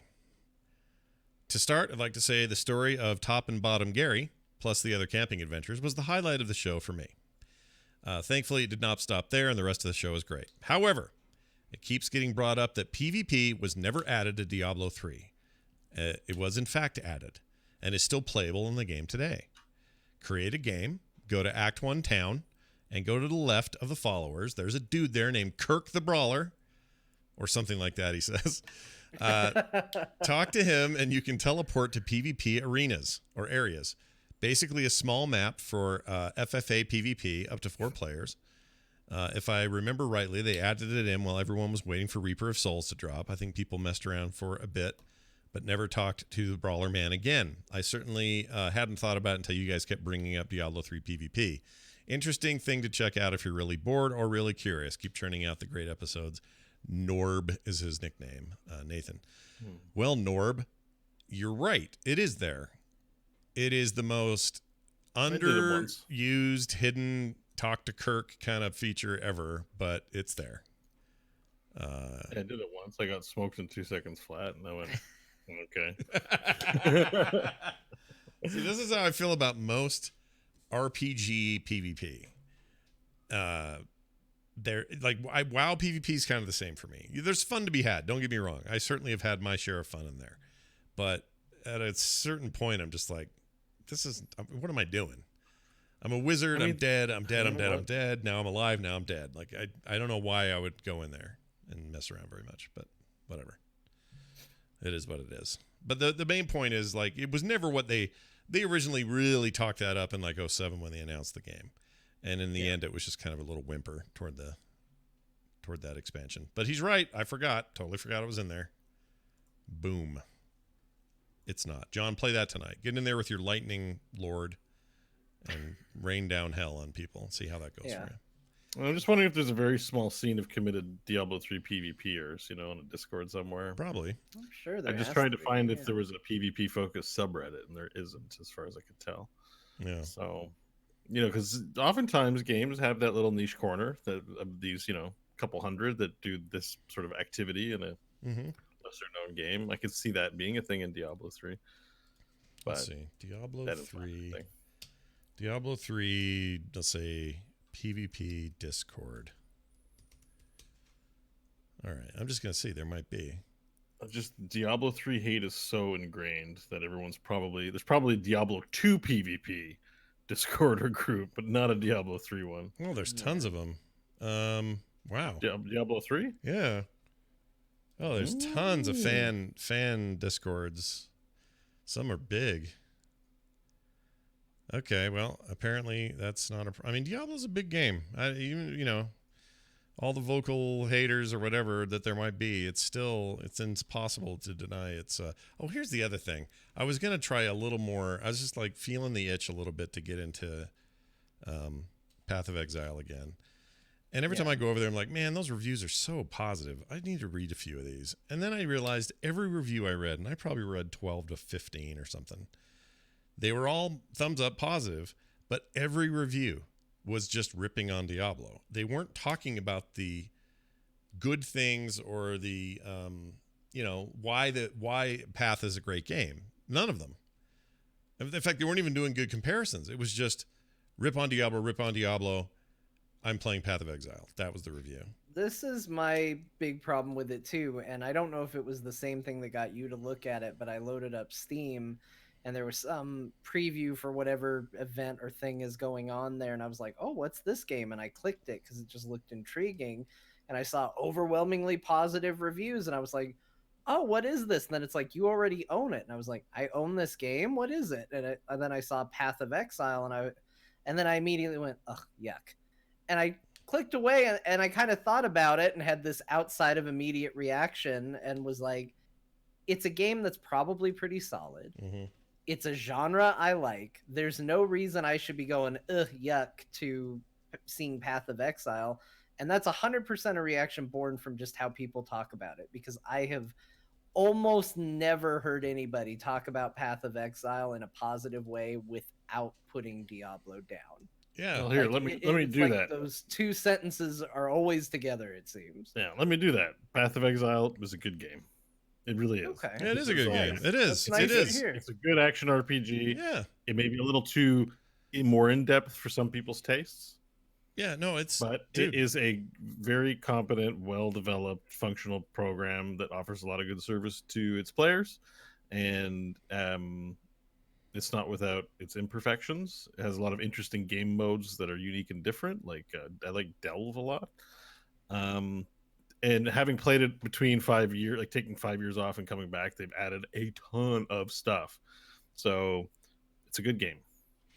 Yeah, it is a good game, and it deserves Good praise in for that what it genre, is. But yeah. none of their fans seem to want to talk about that. They just want to Yeah. talk about the game that and their they- fans and their developers, like Yeah. at their ExileCon, taking shots and jabs at Blizzard, and Yeah, I don't like it. that's they market because they know that's their that's their audience. Well, they the are pillar speaking to. You're right. the They're brand speaking is to their built on. audience, and I get that, and I totally understand why you'd want to do that. But it's just that's a house built on, that's. I mean, they are the little guy, so I don't. It doesn't make it right, but okay. Yeah, They have to fight for customers, they're and punching up, I guess. So that's punching up. fine. That's a good way of putting it. But, yeah, punching out is better than punching down, I suppose. yeah, but it's a very, very good, well polished, well tended garden. It's a good action RPG, except Yeah. it has no damage numbers, which Yeah, is really bummed you out. I love that that's your thing, that's but a- I get it. I do get it. You know Oh, what you would damage love, numbers, Bo? dude. Bo, I have a game for you. Are you ready for this? Yeah. I'm playing Black Desert Online on my phone. Just dabbling. No big deal. Oh yeah. They just put it out on iOS, and it's very nice. It's a beautiful game. But it's like all these MMOs that come. They got kind of like auto run mode, and they just goes and does the fighting for you if you want to, and that sort of thing. Well, I played it on PC a few months ago. Yeah. So you kind of know what that world's about. Yeah. The damage numbers in this thing. Yeah. It's too much. It's like the whole screen is taken up by the number 1000 when you hit for that. Like crits are giant blue letters that take up half the screen. I don't understand what they're doing. Like I know you want to have The numbers. moves are but crazy and hard to follow too. Like it's seizure inducing, like the Crusader and Diablo. It's nuts. What class are you playing? I think I made a. Who's the giant? Is he a giant? Barbarian, I think. Is that what he's called? Yeah, there's a giant guy, but so you can't pick genders in that game when you pick your class. Like your Correct. class is locked Yeah. to a gender. Yeah. Um, This doesn't and- have as many selection. There's like 5. and they're classes. locked. They're locked also to like a baseline body type, facial type. You know what I mean? Like Yeah. you can customize it greatly, but you're still kind of going to have the DNA of whatever the base model is. So Yeah. the barbarian's a big, like kind of nasty looking dude, right? Like Yeah. he's giant, Big hairy so guy. I think it's barbarian. Mm-hmm. Pretty sure. I think or that's something him. like So I that. did him. Berserker. Might be Berserker. Might be that. I forget. There's also a warrior dude. There's a wizard lady, arrow lady, and They're- something else. There's The only 5. There's developer- only 5 in this. Like in the PC game, there's like I don't know whether like 20 character types or something, but it's very few. In The only thing mobile. I disliked about Black Desert Online, I just find the UI and the overall game experience really janky. Yeah, it's not great. Like if they could just fix that and the dialogue stuff, so it would be. I would actually be playing an MMO right now. 'Cause I really dig. I like doing all the martial arts. The way they sort of go over the top with the abilities is really Yeah. my jam. The combat's cool. It's pretty cool. But they're making a new one, like a new game. Oh. They've announced. I don't know if it's a sequel, but it's still got that same aesthetic. Like it's instead of Black Desert, it's like Red Desert or Brown Forest or something like that. Like it's. I can't remember what it's called, but they're making a new one, like a top-down new experience, and that's like Brown interesting to me Forest Online. I want Brown Forest Online. Brown Forest. Well, if you think about it, Black Desert's kind of a lame name. It is stupid, except it evokes like, ooh, what's in the Black Desert? We should go there. There's probably some scary stuff Yeah. there, but If it was like the Pink Desert, people are like, I don't know. yeah. Is this a novel, a visual novel? Look, my fascination with Korean MMOs knows no bounds. I'll install one of by them. the way, speaking of top-down ARPGs, there is a new Korean Diablo ARPG that hasn't made it here yet, but Oh, has yeah. been launched in Korea and Russia. I know and this looks name. phenomenal. I can't remember what it's called. I know this name. It's I've been following it as well, and I was pissed when it didn't show up over here. It's called Korean. Oh, ARPG. what's it called? Hold on. Hang on, I'm looking it up. But it looked phenomenal. It looked like a Lost Ark. That's it, Lost Ark. Yes, Yeah, it does look go cool. watch gameplay if you're listening. I mean, go check out gameplay trailers of it and write us and tell us what you think of it. Why did it never come here? I don't understand. It's kind of like Black Desert in that these are very Korean looking Diablo characters, but they have really what looks like creative and heavily animated abilities. Mm-hmm. I think they just haven't done localization. I think they're just launching it. It's not a global release. I think it's just a release for Korea. It's already released in Korea and it's in open beta in Russia. Yeah, it looks insane, dude. I'm looking at video again. It's really something. Yeah, and it's like if anything, it leans more into the Diablo 3 aesthetic, and that it's super colorful and like know what I mean. It just has like dragons and fancy glowing blue things, but it looks great. Yeah, I'm looking at video again. This game was in No heavy development in 2014. Well, I mean, this is an old video. I don't know. Maybe they have damage numbers I'm now. watching a video that has damage numbers right now. Oh, okay. Yeah, I'm watching an old video too, actually. Yeah. I mean, I don't know the full story of it. I was just looking for an ARPG, and nothing was doing it for me because of Diablo 4, right? Right. And then I caught wind of this, and I'm like, this is the one. This looks super really cool. Yeah. I can only find old videos. Why is that? Do I have? I mean, I think I have the right game. Yeah, it's here, Lost Ark. 1 month ago, Lost Ark Night. Definitely Lost Ark. That's totally the name. 5 days ago. It's really Oh, pretty. I think maybe it is coming. Lost Ark. Wait for it. They started work on this about the same year Diablo 3 came out, but it looks 50 years ahead. It looks really good. Yeah, like it looks like a really well polished AAA ARPG experience. This isn't, Yeah. And it just looked. Oh, here's the December 2nd. Lost Ark may finally be heading west. Oh, May? That's not enough. No official announcement. This is from December 2nd. Yeah. Well, hurry up is what I'm saying to the Korean people. The first one mentions an overseas product manager for Lost Ark who would need solid English communication skills on top of understanding the market, having previously launched games overseas. So there's job postings for the company for English speaking, which sort of the rumor is, this game's got to come to English land, especially if Diablo is going to take a long time and not all of us want to play Path of Exile. I'm hoping this is a fun game because I'm really into playing this. It looks really cool. Yeah.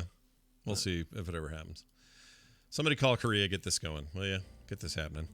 Thanks for your emails. They are great, as always. frogpants.com/CORE. That's core. If you want to send us money, or you can call and leave us a voicemail at 801-471-0462. This will be, as far as I know, our last episode before the new year, maybe even the end of the year, right? Yeah, next episode recording would be Christmas Day. Yeah, we can't do that. Yeah. So you guys might miss us for a week. Yeah, and then the next one is New Year's Day. Well, then the next Wednesday is New Year's. Yeah, it totally is. Are we on hiatus? I don't know what we are. You know what? We should do something before or on the 1st. We'll figure something out. I think we could squeeze something in, even if it's short. And we'll figure out something. Yeah, I'd love to do like a year-end It's more thing. the eve that you do something, right? Not sure. The day after is just a day off. So sure. I think doing something like our favorite moments of the year, and they don't even have to be, it's not like my top 10 games of 2019. I don't mean like that, even though if we want to, sure, but just kind of sum up the year in some ways, maybe even talk about the decade in some ways. We'll come up with something, so stick around for that. We'll let you know. That's everything. Again, a reminder that Patreon to go to and support us is patreon.com/core show. Find the show at frogpants.com/core. Don't forget that. And you can also leave us those voicemails, 801-471-0462. You can find John on Twitter at John_Jagger, Bo's at Bo Schwartz. I'm at Scott Johnson, and the show is at CorePod. It's going to do it for us. We hope you all have a fantastic and wonderful Christmas. We can say that again now. We can say Merry Christmas again. Have you heard that before? You heard that? Can we? Yeah, you can finally say it again after all this time of not being able to say it. We're not able to say it? Who said that?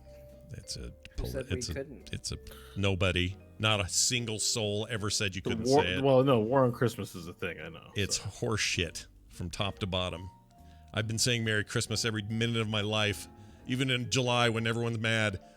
I can say it whenever I want to. I've never not been able to. I'm free! All right. Anyway, that's What it. a strange rant. It is a very strange rant. Thank you all for watching. Thank you for being here. We'll be back soon. Have a great Christmas. We'll see you then.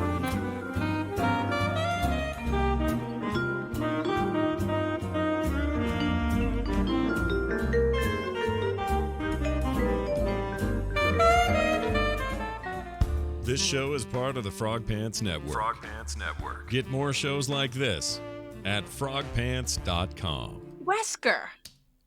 Wesker. Wesker. Wesker. What are you doing?